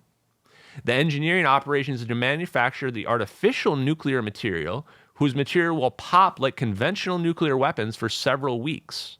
So what he's saying here is that the downside is the half-life is so high that these nuclear weapons are only useful for a couple weeks. The pro is they only cost $50,000 compared to millions or even higher than that. And he's saying the material must be fresh production due to the rapid half-life. This is extremely compelling. And then in the next post, this was a follow-up. Actually, looks like this was even before he replied there. So this Yamato mountains is supposedly like the secret mountains, I think, where Russia is working on their UFO stuff. So summarize what he's saying in his reply to you, just from my He's saying Russia monkey can brain. make dirty nukes very cheaply, like Okay. super cheap. Like how we're worried about Iran making drones that are super cheap that can take out our super effective technologies. That's what he's saying right here is that Russia can make super cheap dirty nukes, and we're not even looking for them when we're doing our nuclear threat assessments. So that's not a part Because we're of looking Russia's for like 5,000 nukes. uranium that's been refined, or plutonium, whatever, that's been refined and gone through all the processes. They're saying they can skip all that. And this is relevant for Iran. Because everybody's saying, well, Iran wasn't able to build a nuclear weapon, blah, blah. If you can do this, then you can make a nuclear weapon very easily. Right. Russia can just give them hundreds of these if they're 50,000 each, right? I mean, Hundreds, yeah. unlimited, as many as they want. Right. If this is true, then, this idea that somebody's a nuclear threat, anybody's a nuclear threat if this is true. And this is what Salvatore Pais and other people have been trying to say, is that the physics behind this is not hard. We have been under this assumption that making a doomsday weapon is going to be this challenging thing that requires a state-level action. But if what this guy is saying here is true, what other people like Salvatore Pais is saying about manipulating space-time is true, then it's not that hard. It's actually a lot easier than what people expect. It takes a lot less resources than what people expect. And that's the reason why it's so scary. That's the reason why it's such a danger, is that it's actually not something that requires Russia to pull off. It's something that somebody could theoretically do if they had the effort and the time and the resources in their garage. Make something that could destroy maybe the whole planet. And that's what I think the whole war in Iran is all about. It's not about Israel's telling us what to do. It's not about, us worried about its particular nuclear weapon. It's us looking at the situation going, these guys are a threat if we don't do something about it right now. And is it morally right, morally wrong? I don't know. How do you even judge morality in a world in which you have plasma fusion orbs and teleportation technology and possibly black hole super weapons that could destroy the whole planet? I mean, where do you draw the line? Would you want anyone who disagrees with the Iran war? What I would say is, would you trust somebody who's willing to strap a bomb to themselves and blow themselves up? would you trust that person with a weapon that could destroy the whole planet? And then they're the only ones who get to decide. I think most people would say no, of course not. I wouldn't trust anybody on this planet, let alone somebody that would blow themselves up. So I only say this to give you the context of why I think this technology is impactful from the geopolitical perspective. It's that we figured out how to manipulate space-time with nuclear weapons, probably back in the 60s. Now, I'm not saying that a nuclear weapon created a black hole or a wormhole right away, but it created space-time ripples, manipulations that we saw, that we noticed and said, oh, crap, there is a connection here between electromagnetism and gravity. And the nuclear weapons, the high-energy physics shows that unequivocally it's true. But then we covered that result up. We said, no, we can't tell people about this. We don't want people to know about this because it allows for nuclear weapons to suddenly become much, much, much, much more powerful. But then the situation gets completely out of hand because we decide that we have to lie to everybody. And a secret like this is the kind of secret that you have to present the lie to the world and let them believe their own lie. Because any of those physics aspects that open up, the cold fusion aspect, or any aspect that shows anomalous excess energy, or space-time manipulation, all of these would show that that physics is true. And sure enough, if you look at the research of the nuclear weapons scientists and engineers, specifically Robert Bussard and John Knuckles, that were Los Alamos nuclear weapons engineers, you will see that they knew this. They were already thinking about using nuclear weapons for space propulsion. In some cases, I think Lowell Wood, who worked with John Knuckles, they were thinking about using black holes for energy production. And you go, that's actually like a lot similar to what fusion is now in terms of what we're trying to do. And Robert Bussard was the one who thought, well, I can make a fusion reactor, a compact fusion reactor. It's a high beta fusion reactor, and that will manipulate space-time. That means that fusion reactor can be used as a warp drive, basically, connecting directly to this idea that fusion and warp drives or space-time manipulation are connected. So Robert Bussard was on, like I think I spoke about this before, he did a Google TED Talk, and he said that the tokamaks are no damn good, and he presented his own idea, which was, I think Bob Greenier loves it, which is this idea that you can take these rings, these toroidal-shaped magnets, and you can create a structure where at the middle of that structure, there is a negative potential well. A negative well. Think of an electric charge and negative well. Well, if there's a negative well in the middle of this, then all the positive charge is going to get pulled towards that. And then in theory, what will happen is they will fuse, assuming the energy levels are right. So what do they do to cause this? Well, number one, lasers. To make the energy level, the exact energy level you want, you have this high energy level, you tune the laser to shoot the beam at that energy level already. And this is really what these fusion companies are doing. They're using, previously they were doing ion injection, which is a laser beam injection into their plasma. And they realized it doesn't work because the plasma has an electromagnetic field. So when you try to shoot the ion at it, it reflects out. It hits the wall and goes, oop, I don't want to go in there. So you know what they're doing now? They shoot neutral beams. They shoot a neutral atom that doesn't have a charge, so it goes right through the field, and then it becomes ionized in the plasma, and then it becomes part of the plasma afterwards.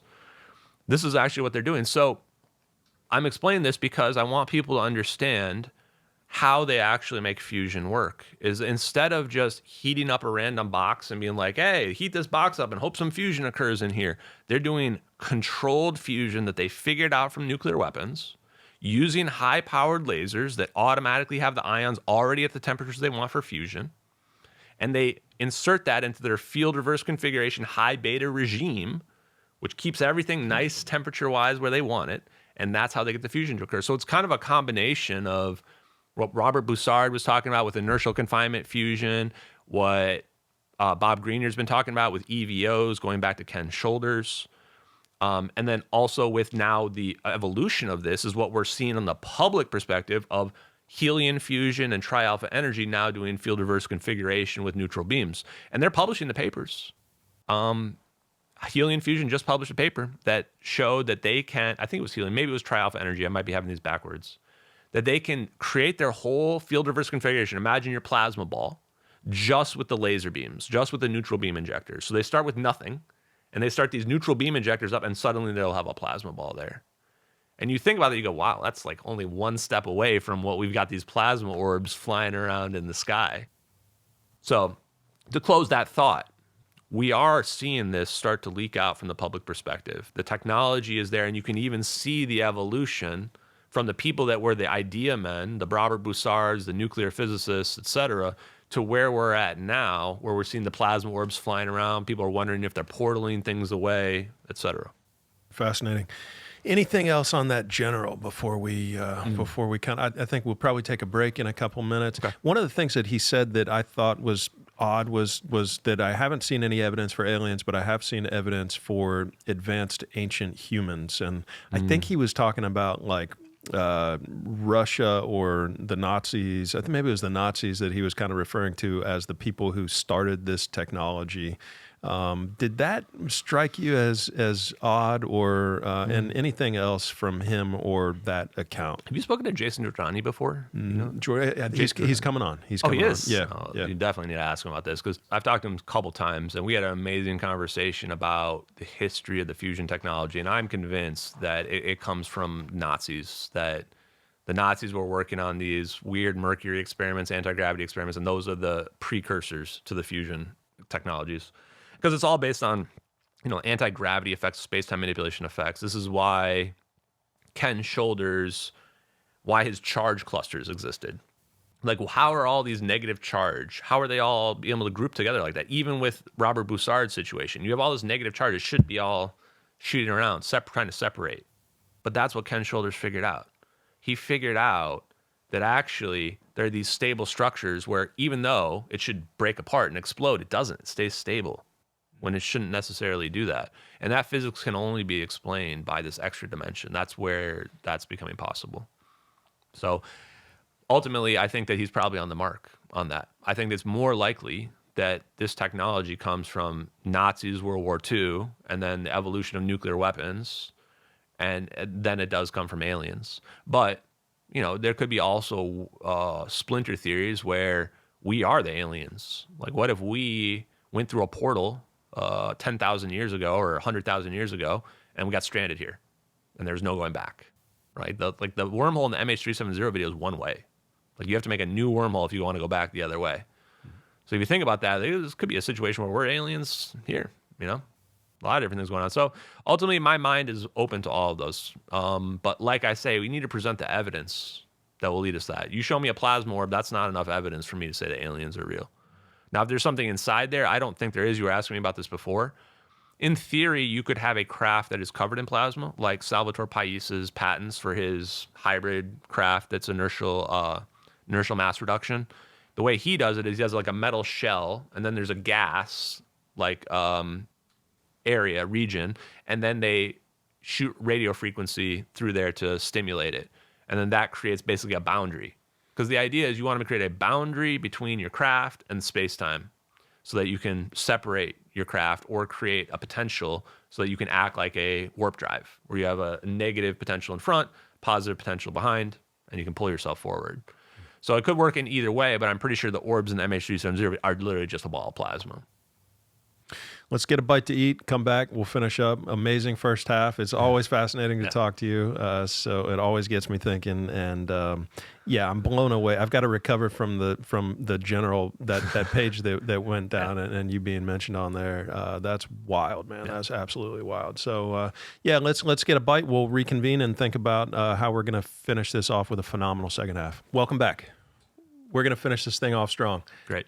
Jacket is off, and I am ready to dive even deeper into this thing now. So there's a couple other people that maybe we can chat about, Matt Gaetz being one of them, and maybe just get your reaction to some kind of bombshell claims that he was making. And then Tim Burchett also said something yesterday, which was like, if the general public knew what we know about UFOs and aliens, that they would just all simultaneously combust or something, Yeah, something's definitely happening. And Matt Gaetz, I've always thought Matt Gaetz is interesting because he's been in a position where he at minimum knows about our conventional weapons, right? He's on the Intelligence Select Committee, I think he was, or one of those intelligence committees. So he would have been aware of what technology we're publicly distributing, even behind closed doors, to our military. So if he sees something that is unconventional to him, he's going to know either that's extraterrestrial or It's a classified black budget program that goes beyond his level of classification that he had. And so this is relevant knowledge. Whether or not you agree with Matt Gaetz politically or not, I think a good lesson to learn from all of this is whether or not you like someone, dislike someone, agree with them, disagree with them politically, they can still bring relevant arguments and points up based on experiences they've had, positions they've had in government. So we shouldn't be just discrediting or dismissing people because we say, oh, I don't like that person, or like what people do with Bob Lazar. They don't find him credible, therefore I'm just throwing it out. Still consider the stories, the evidence that they're presenting, and try to come up with a cohesive narrative. So let's watch the Matt Gaetz clip and see what we can kind of glean out of that. Let's do it. I think the most important information will be the biologics that are not human that have been discovered. And like even some of the briefings that aren't classified just need to be out in the public. I mean, I had someone come and brief me who was in a military uniform, worked for the United States Army, that was briefing me on the locations of hybrid breeding programs where captured aliens were breeding with humans to create some hybrid race that could engage in intergalactic communication. An actual uniformed member of the United States Army briefed me on that. Non-human biologics, interracial alien mating? What the F is going on? Look, wait a second. You had whistleblowers tell you this kind of thing? Can you please unpack that? Yeah, I had a guy who was uniformed. He was a senior enlisted with the United States Army. Came into my office in Crestview, Florida, in a non-classified setting. I had members of my staff there, and what they explained is that the military ran a very secret program where aliens that were living were enforced breeding programs with humans that had been abducted from war zones and from even the caravans of migrants. Now, again, I didn't verify this, but what the whistleblower was telling me is that there were like between 6 and 12 locations around the country where this happened.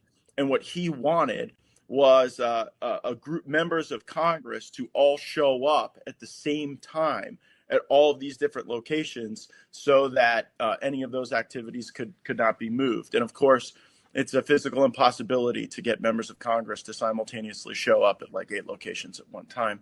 And so that never occurred. What do you mean non-human biologics? Like this? Well, that was the testimony of David Grush before the House Oversight Committee, which I joined.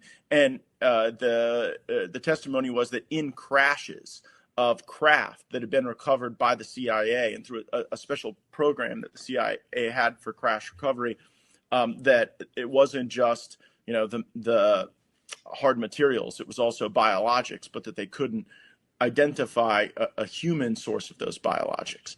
So that's not the clip I was thinking of, but that's also a good one to kind of come back to. So I'm highly skeptical of breeding programs or anything related to aliens without actual evidence, but let's look at that. There's a couple things I want to deconstruct from that clip. There's another clip where he talks about the technology and the defense contractors, which maybe we can find that as well. But 2 things that stuck out to me. One specifically calls out the CIA. Specifically says the CIA is crash retrievals, whatever, they're behind this. I can corroborate that. The MH370 videos show unequivocally it's the CIA that's behind all that. They're the ones who have access to those surveillance technologies. They're the ones who would run an operation on a civilian airliner.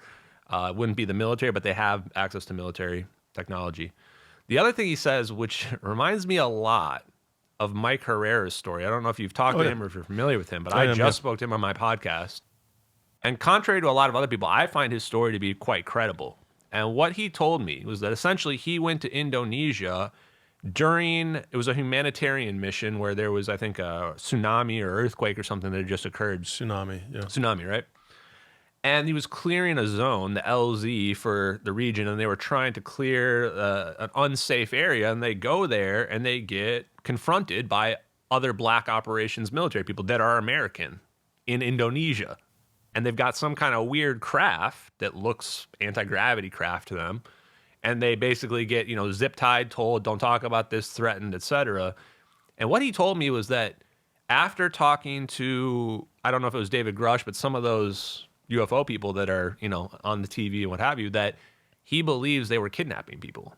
They were abducting people from the zone. And that's actually what was just said by Matt Gaetz there. He said that they take people from war zones or what have you, and then they forced them to breed. Now, he didn't say anything about forcing them to breed with aliens, but he said that they were doing it because they have some psionic potential that is related to extraterrestrial life. So I'm not saying I believe it. I'm just saying that there is a kind of cohesive story that supports that. But the craft that Herrera said that he saw was this massive, massive craft that just lifted off and just took off instantaneously. But you're saying that you don't think that there's a craft within the plasma. You're saying, or did I misunderstand that? I want to be careful about, what I'm saying what I think they do have. I'm not ruling out other things that they might have. Okay. Like, so they could absolutely have giant flying saucers. My personal opinion is that we didn't start at plasma orbs. We started with something simpler, which could be a metallic saucer type craft, but that they eventually realized that plasma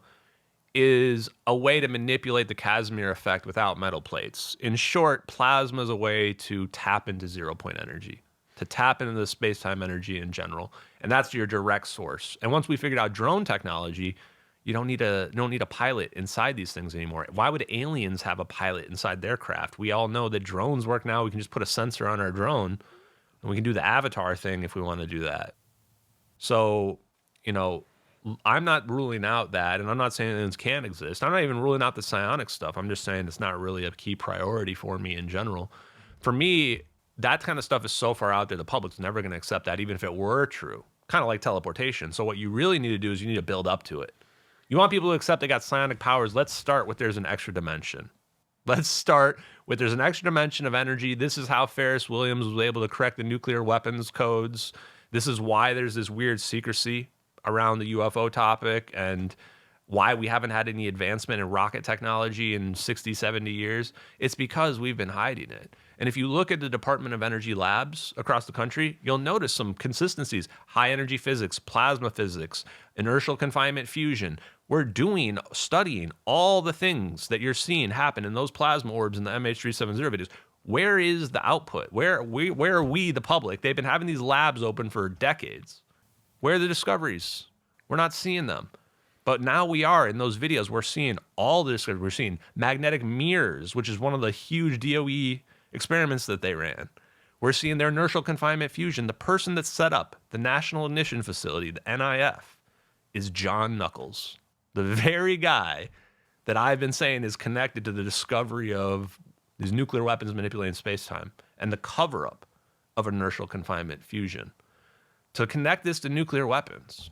Before we go there, please go ahead. Just real quick, do you think that, I guess just maybe a crazy sidebar question that you can take 2 seconds to answer. Do you think we went to the moon in 1969? Yeah, absolutely. Okay. And now I'm even doubling down on it because I am happy to believe in conspiracy theories, but they need to have evidence. And I think that people need to be very careful about falling into low IQ conspiracy theories, ones that can be easily disproven to be false. Okay. And this is where I get concerned about the moon landing stuff because we got stuff on the moon. There's people walked around on the moon. You should pretty easily, maybe not from Earth, be able to see it, but you can, in theory, confirm that pretty real. And now we're just immediately decided to send up more people to the moon. So if people are trying to say we couldn't get there, well, they're about to be proven wrong. We're going to be able to get there. It's about to happen. We're about to fly around it, but not go on it. But right? You get the point, though. We're going back towards the moon. Yeah. So this Gaetz stuff, though, I mean, just to double click on the Gaetz stuff, does it seem like disinformation? Does it seem like, I mean, it's so wild and just hard to believe that there's a alien hybridization mating program that we have in order to try to contact or communicate with extraterrestrials. I mean, it just seems so far-fetched that it just seems like people, whether the guy was in a uniform or not, I mean, he could have been somebody sent by some disinformation campaign by the CIA, by anybody to go and talk to this congressman and just give him this crazy idea just to make Congress look stupid for talking about the subject and for believing these outrageous claims. That seems more likely to me than we actually have 12 facilities across the country where aliens are mating with humans in order to communicate with.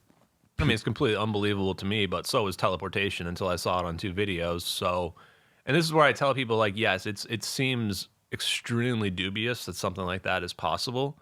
But if you look at Hal Puthoff, what did he do before he became the zero-point energy expert in 1987? He was doing remote viewing stuff. There's a connection, just like Ben Rich said. All points in time Space and time are connected. Well, actually, the real way it went down was he was going out there, Lockheed Martin engineer, saying, we've got technology in the black world that no one would believe. He's saying that we have the ability to take ET home. So people are asking him, naturally, how is that possible? How could we do that? And so he gives a few answers. One of those answers is that there's an error in Maxwell's equations. Maxwell's equations throw out the scalar potential. They throw out the ether. They throw out the medium. They throw out the idea that space-time itself has latent energy built into it. They throw that all out. And then they ask him, he asks back, they ask him, well, how is this possible? He says, how is ESP possible? What kind of response is that? How would the Lockheed Martin engineer, you're asking him how you can teleport, how you can break the speed of light. And he says, how is ESP possible? That's his response. And the guy was smart. He knew the answer. He said, all points in space and time are connected? Exactly. That's how Ben Rich responded. Now, I know Ben Rich's coworker, Charles Chase. He is senior fellow, Lockheed Martin, leader of the Revolutionary Technologies Division of the Lockheed Martin Skunk Works. His job was to go and try to find the secret technology and the things that nobody else knows about, bring it into the Skunk Works so they could use it in black project programs. I call him the BPTG. I mean this in all due respect, but he's the GOAT when it comes to black projects. He's the guy that they're going to disappear him if he talks about the stuff that he's worked on. And he actually responded to one of my emails. And he admitted he worked with Ben Rich on the F-117 Nighthawk, on that secret plane that they worked on. If Lockheed Martin knows about secret electromagnetic technology, then Charles Chase knows about it too. I've even heard Charles Chase get referenced on Jesse Michaels' podcast. Shout out to Jesse Michaels. He's one of the few people who's not afraid to talk about me. You are also one of the other few people who's not afraid to talk about me or the videos. But I heard Jesse Michaels say, I spoke to the leader of the Revolutionary Technologies Division of Skunk Works, and I said, you spoke to Charles Chase. I know exactly who you spoke to. And you can find the videos of Charles Chase. He now works at the Unlab. And it's clear, like he told me in his own words, that their goal is to get this technology out to the public. But he knows that the public's not ready for this, that we are too primitive of a civilization to be ready for this free energy technology, what it leads to. And he's guaranteed buried in NDAs. Now, he didn't say this explicitly, but I can just tell from the context of his reply that this is the kind of person that he probably wants to help more than he has. Like, if the public knew what he knew, you'd say, why doesn't he just tell people what he knows about free energy and what have you? But because, your whole life was at Lockheed Martin, you owe them everything. They made you sign so many NDAs that, your life's over, and they take care of you financially. But this is a guy that told me straight up, he thinks there is an ether. And he thinks that this ether of energy has a memory to it. So he's taking Ben Rich's words and taking it a step further. Ben Rich is saying all points in time are connected by this ether, this extra dimension. And here's Charles Chase saying it's kind of like a saved storage device of everything that's happened in all of history. And that ether has a memory to it. Almost like, could we time travel or manipulate history or interact with time in general? So if people are interested, definitely look into Charles Chase because he literally built a compact fusion reactor. So when I say we've got compact fusion reactors, I'm not just saying that. Charles Chase's resume says that he was the one that convinced the Lockheed Martin Skunk Works or Lockheed Martin CXOs, like chief financial officer or whatever, to invest in a compact fusion reactor. And they built it. And he says in his resume also that it is successful and breathing on its own. From the public perspective, the project went dark in 2018. Nobody knows whatever happened to it since then. And they explicitly stated in their promotional video, Thomas McGuire is in the video. He's the lead engineer who worked on it. It says, unlimited loft, unlimited endurance, unlimited range. That's what fusion power can do for you. They weren't building a fusion reactor for energy production. They were building it for propulsion. They were building a linear reactor, unlike tokamaks. The tokamak, the idea was a metal donut is the perfect geometric shape to cause a null point right in the middle. So they said, okay, for our fusion reactor, let's take our tube and spin it around on itself so it becomes a donut. This is the advent of the tokamak. So we have our tokamak reactor. And instead of that, though, what they realized, if you do that, The downside is all these instabilities form. The plasma does not want to remain stuck. It wants to shoot out in all kinds of different directions. So they realized that's actually probably not the best benefit. Instead, let's go back to the linear reactor, which is just a tube. And sure, particles are going to shoot out the back, but that's fine. We're going to use that for propulsion. So instead of looking at it as a bad thing, as a waste, they said, we can use this. And now you can turn that into an air-breathing drone where the fuel is the air itself. All the hydrogen we need is in the air. All we have to have is a little bit of seed gas, maybe boron-11, helium-3, one of our fuels that we use for fusion. And so absolutely, Lockheed Martin must have built this reactor. And, but these are going outside of the atmosphere as well, right? I mean, the question you're asking is, are they transmedium? And how many mediums can they transmit between? Now, this is a really interesting question. Water, air, no problem. Plenty of hydrogen to extract, to turn into a plasma to use as your fuel. But space. Right. Turns out, Robert Bussard, his ramjet engine, his whole idea was it was going to be an interstellar craft. So where was the hydrogen going to come from, though? There's not enough hydrogen in space. The idea was going to be a huge net, miles-wide net that would absorb enough hydrogen. And the more hydrogen you could pull into this net, this funnel, the faster the craft would be able to fly in outer space. So do you know what the big criticism was? They said it couldn't work. Why? There's not enough hydrogen. Even with your huge net, there's not enough hydrogen in empty space. So the idea was shut down, never to be looked at again, even to this day. But wait a minute. There's plenty of hydrogen in the air, plenty of hydrogen in the water. Can't that same idea just work flying around in the atmosphere? Yeah. So they got rid of the idea because it won't work in space. But that same idea works really well in the atmosphere. What you've now created is basically like a plasma balloon that's hyper efficient, that is pulling the fuel in from the outside source and only using the amount of energy needed to go the exact speed that they want to go. That's an extremely advanced craft, and maybe 10 years ago, that would have seemed like, impossible.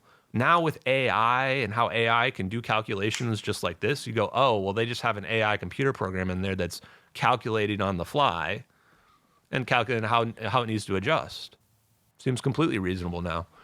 So, long story short, I think there is an ether, an extra dimension, and my strongest evidence to prove this is a guy named Ferris Williams. I don't know if a lot of people have heard about this guy. I think we have a clip ready to go for him.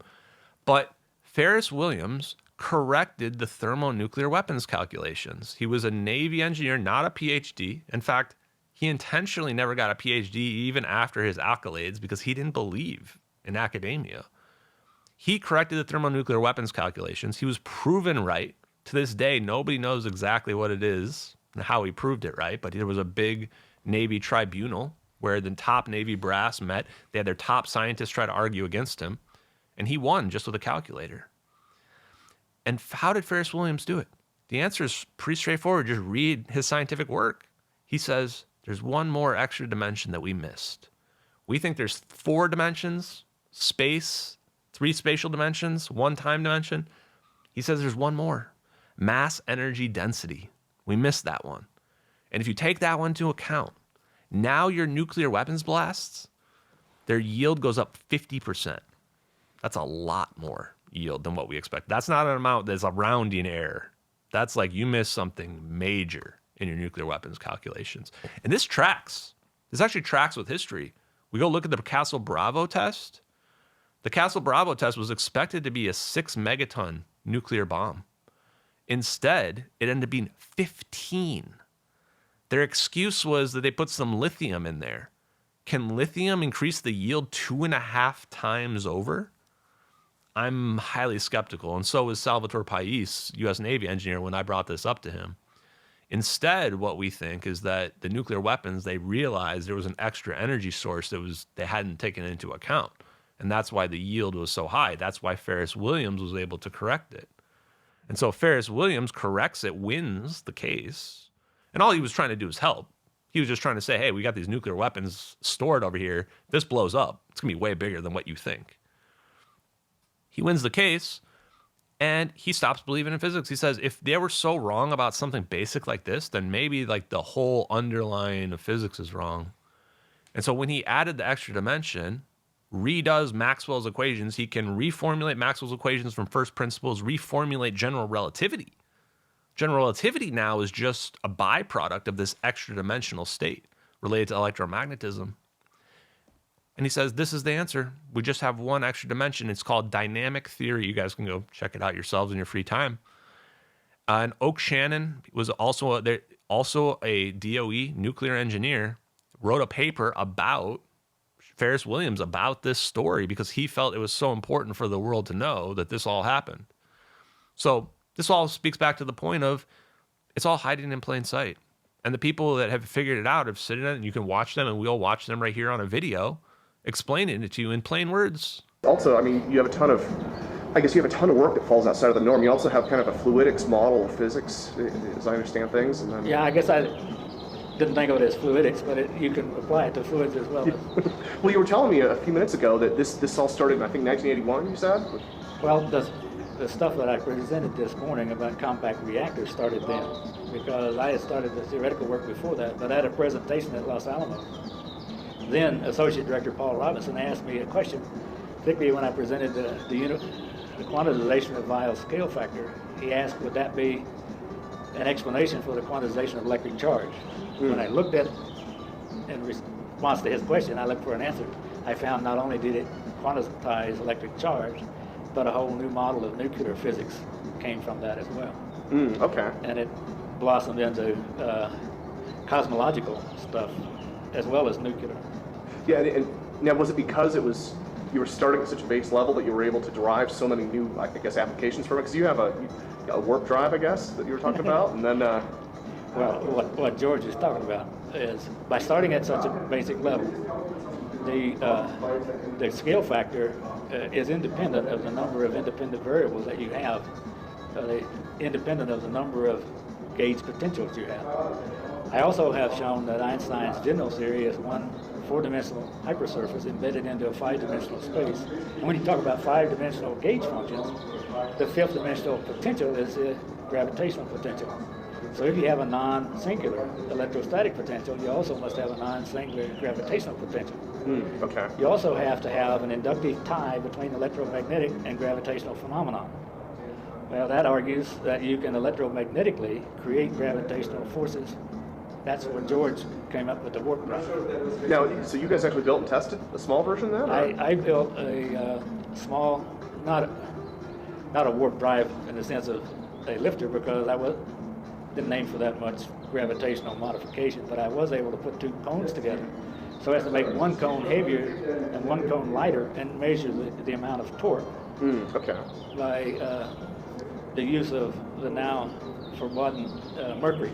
Oh. I had the current pass to the cones by dipping brass rods into mercury, and so the depth of the brass rods would determine the torque.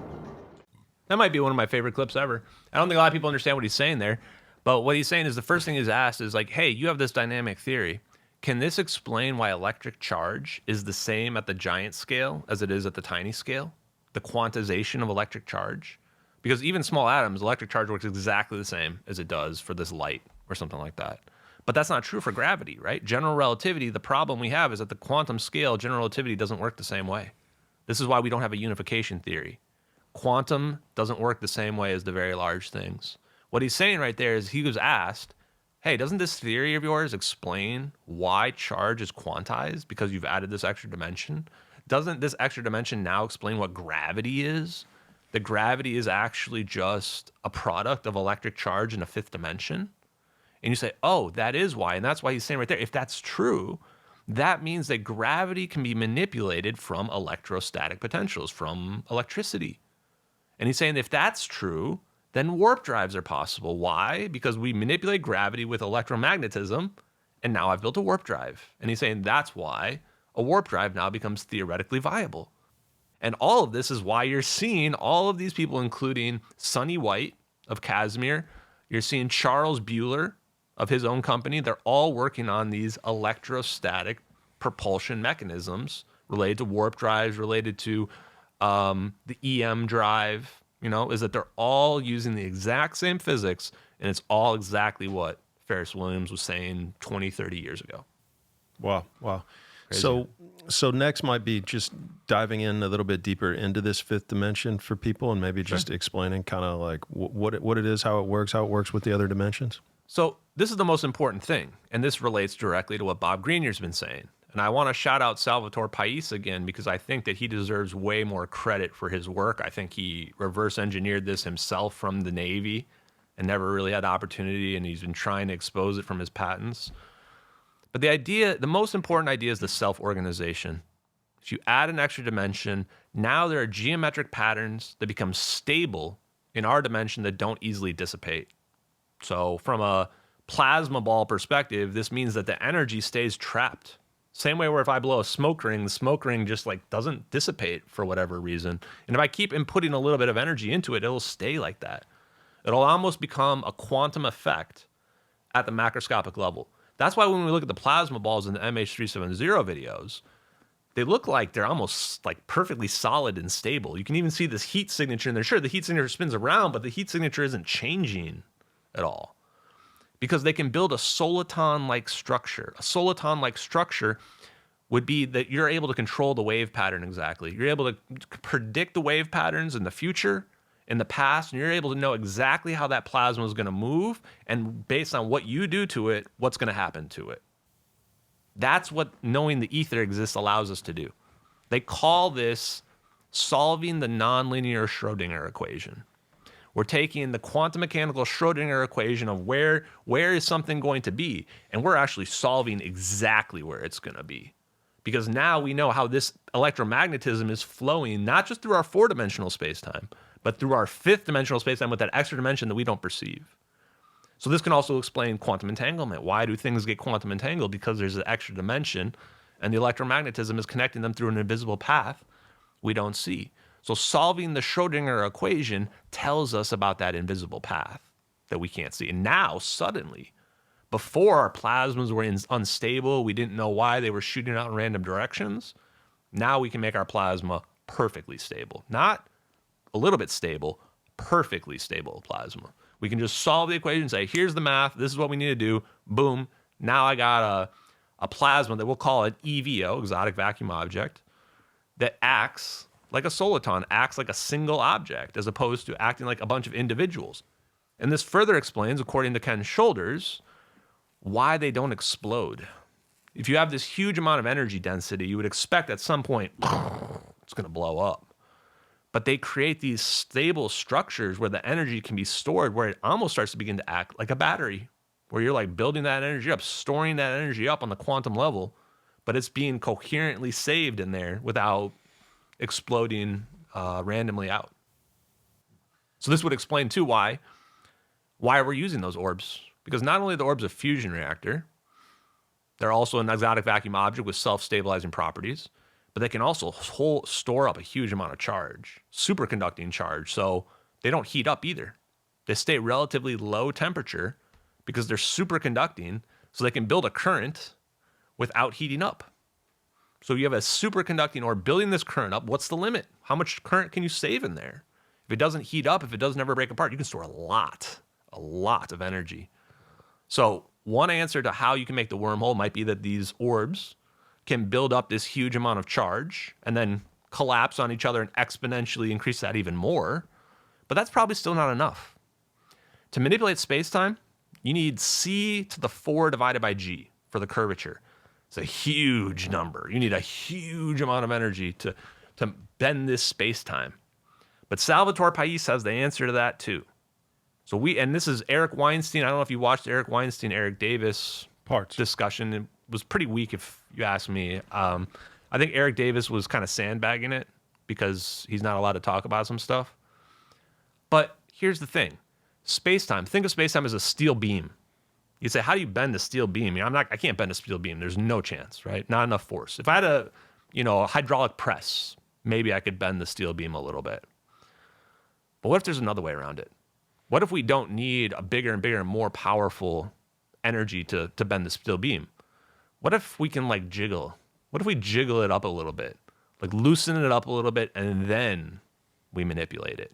This is what Salvatore Pais says. This is why the orbs are spinning around the plane the way they're spinning around the plane. They're loosening up space-time. They're jiggling it a little bit, getting it ready for the zap. And what this does effectively is you might say, okay, there's some arbitrary level where if I hit this level of energy, suddenly I create a wormhole. They call it the Schwinger limit. The amount of energy before space-time starts to fall apart. Now, what this is doing is bringing that level down, down, down, down, down, so that the amount of energy to hit that limit is less and less, less. And how do you do that? You jiggle, you vibrate your electromagnetism, you oscillate the electromagnetism.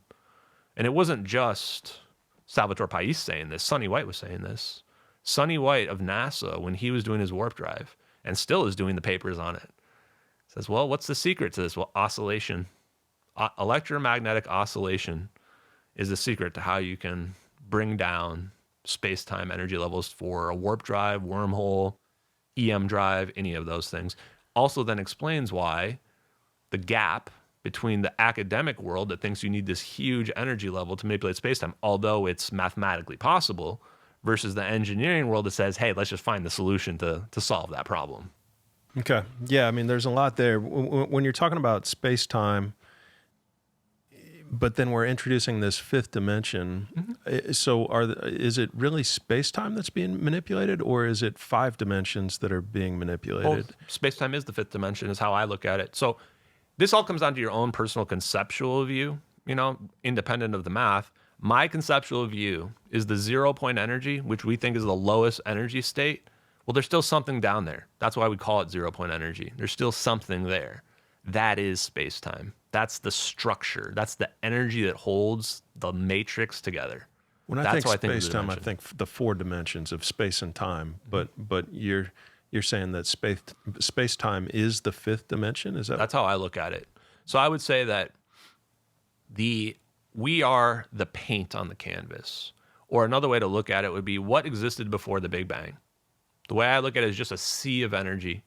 And then some of that sea of energy splashes out and it starts to float around outside the sea.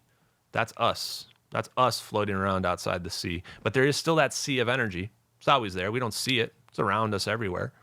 And that sea of energy is like spread all across this universe. So if dark energy is real, the universe is expanding like that, expanding out. This is because this is our reality being painted across the matrix of space-time itself. And without that, there is true nothingness. So from a physics perspective, this is what Eric Davis, I wish you guys would have him on a show if he would join. He would say the false vacuum, our space-time, when you do these electromagnetic effects, break the Schwinger limit, it falls to the true vacuum. And the true vacuum would be the true nothingness. And the false vacuum is that extra dimension of whatever is on top of space-time, the thing that the medium that we are flowing through. Hal Puthoff and the 0 point energy engineers like Bernard Haish, Daniel Cole, Alfonso Ruda, they would go further and they would say, to your point, although the ether is not something that we can really measure, we feel it all the time. The reason why when I try to accelerate towards the speed of light, that I can't accelerate, I can never get to the speed of light, is because the 0 point energy is what's the resistance. That's the resistance. Why don't I just instantly move at the speed of light when I move forward? Because the 0 point energy is there. I don't feel it. I'm naturally feeling it all the time. Why do I weigh anything? Why don't I just weigh nothing? Why don't I just float? Because the 0 point energy is what makes gravity exist, what gives us mass. The 0 point energy explains it. So you think of the 0 point energy as this pervasive energy that's around us all the time, that we're flowing through it all the time, unaware.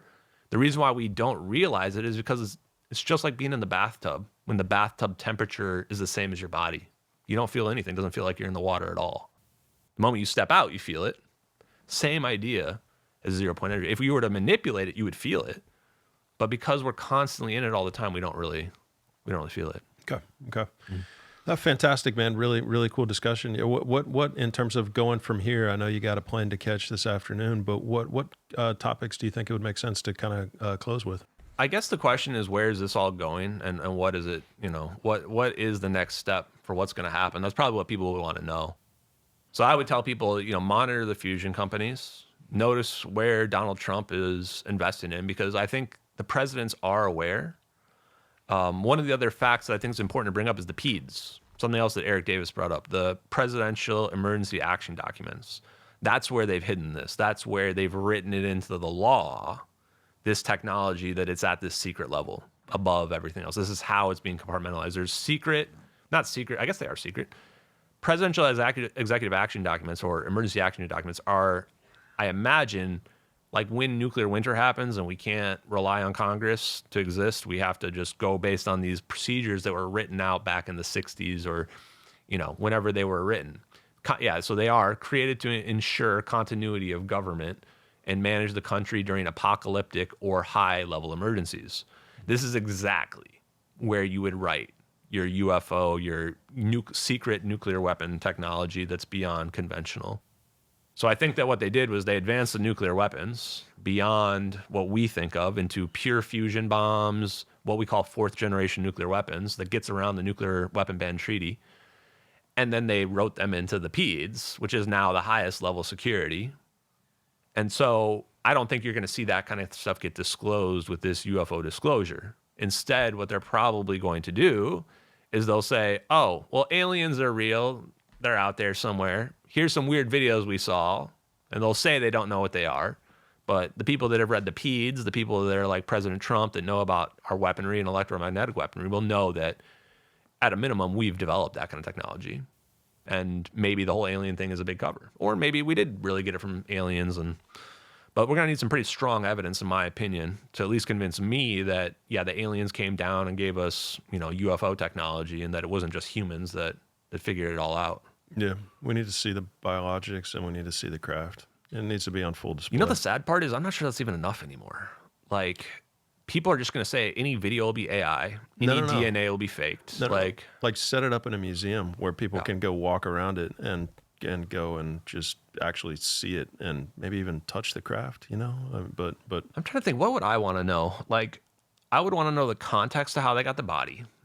I would want to know all the information about when they did the study about where they think it came from. Yep. Right? Where, it came from Zeta Reticuli in 1963. And because I think the key will be, well, how did it get here? Right? Were they always here? So Tim Burchett has said that they're in our oceans, and if people saw what we have out there, they would blow their minds. And there's some possibility there. One of my favorite theories is that, they're like hiding in our oceans, or I don't know if you saw the one claim about a secret underwater base that floats, that, moves around under the ocean and makes UFOs to spec. That's one of the crazier things I've ever heard. But given what I've learned about the physics, it's not outside the realm of possibility. Like making a 3D printing machine that is automated, that uses AI to think, that produces things to spec. It may seem advanced for us now, but we're going to have Star Trek replicators in 1,000 years, absolutely. Yeah, if we don't kill ourselves before that, yeah. But that's ultimately what it comes down to, right? Is that, are we going to destroy ourselves, and have we already destroyed ourselves in the past? So I think a lot of people would say, maybe the aliens come from the future, and they come. But here's another thought: what if the aliens come from the past? This is actually, I think Palmer Luckey said this, and I can't stop thinking about it because it makes way more sense to me than them coming from the future. When I looked at the physics of the teleportation, you actually can't go to the past. You can reverse your aging, but you can't actually change the rest of the world. You can change your local part, you can't change the rest of the world, make the rest of the world go back in time. Because there's no reason why a species from the past couldn't be more advanced than we are now. So they could have developed gravity manipulation, time travel, and then gone to the future, and then they get stuck in the future. You can't never go back. So that could certainly be something that's happening with respect to this UFO phenomenon. It could be that it's actually a situation where people are shooting to the future with advanced technology, and that we've picked up some of that. And that perhaps when we reach a certain plateau, this is the great filter. This is the Fermi paradox. Why don't we see the civilizations out there? Maybe the black holes we see out there are civilizations that tried and they got to our point. Then they built a black hole super weapon and they wiped themselves out. Now they're gone. That's the thing that scares me the most. And that's probably the reason why I'm most disaffected about all of this, is I'm not sure this is even right to reveal, Because if that's true, I'm just accelerating along the inevitable. I look at our civilization, I go, there's no chance. We're going to definitely destroy ourselves with this. Just a matter of time, just a matter of when. Like I said with the Iran situation, this is why my politics are the way they are with respect to that situation, is that we simply can never let anybody that would strap a bomb to themselves ever have this technology, ever. And you could take it a step further and say it's not just about people that would strap bombs, though. Certain people with certain ideologies that are anarchistic or what have you can never have this. This is why I get freaked out about when Peter Thiel was on with Joe Rogan, because I know he knows based on what he said. He said, what if the aliens either have to be all angels or all demons? And why did he say that? He said that because the only way that a civilization wouldn't destroy themselves with this super technology would be as if you have complete control over everybody, or if everybody's just perfectly altruistic. Now, which side do you think we're on? Think we're closer to the angels, or do you think we're closer to the demons? Closer to controlling everybody.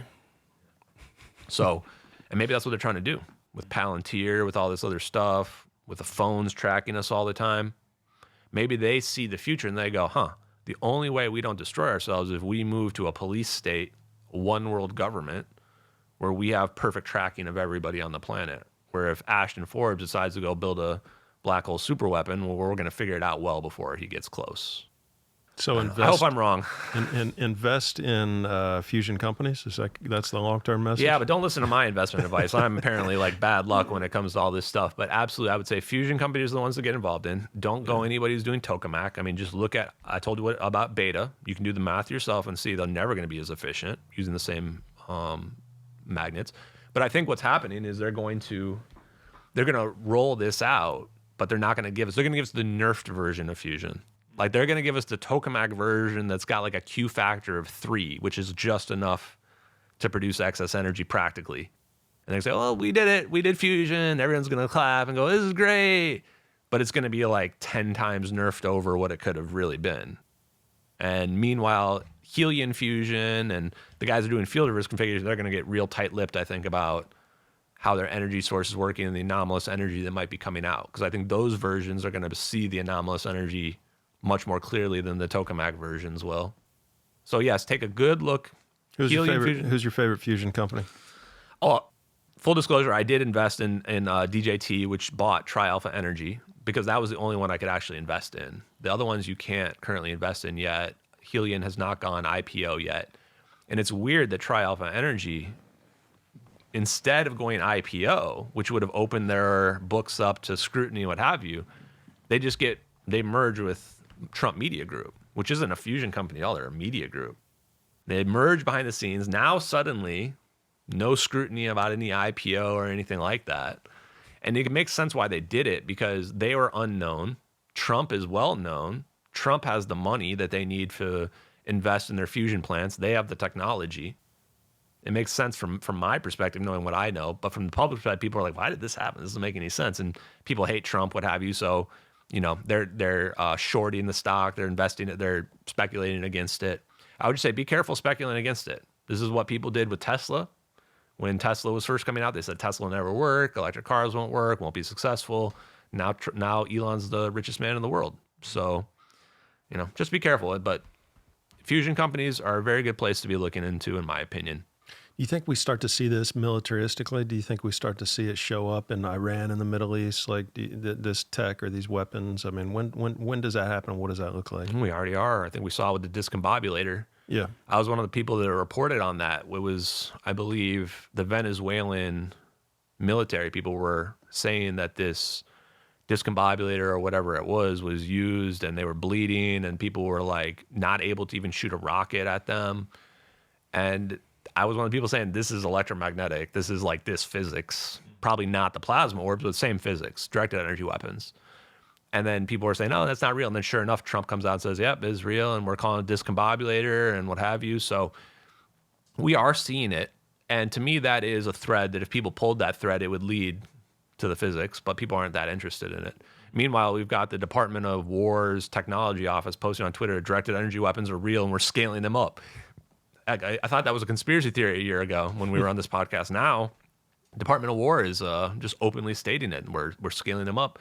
And the other thing we're seeing, if you want to have other signs, Project Genesis that was just announced. We're scaling up all our quantum technologies. The Department of Energy labs are all now going to be working on additional quantum technologies, which you wonder, what is quantum technology? Quantum is just a fancy word of saying the ether, right? The understanding this interaction at the tiny scale with the medium that we're in. And I think eventually that will become commonplace and common knowledge. But right now we just call it quantum. We don't ask questions. Well, how's quantum entanglement work? It's magic. Yep. Just magic. Yep. Okay, man. I mean, it's a great conversation. I really, really enjoyed it. I think you always give me a lot to think about and consider, and the audience I know and really, really enjoyed the first one, and I think they'll enjoy this one as much or more. So good stuff, good stuff. Any final, where can people follow you, I guess, first off? Well, my new X account now is Ashton Forbes, at Ashton Forbes on Twitter, on X. That's the most common place to find me. Come check out the live streams at JustXAshton on YouTube, Rumble, Pilled, and on X as well. So you can check out any of those live streams 3 times a week.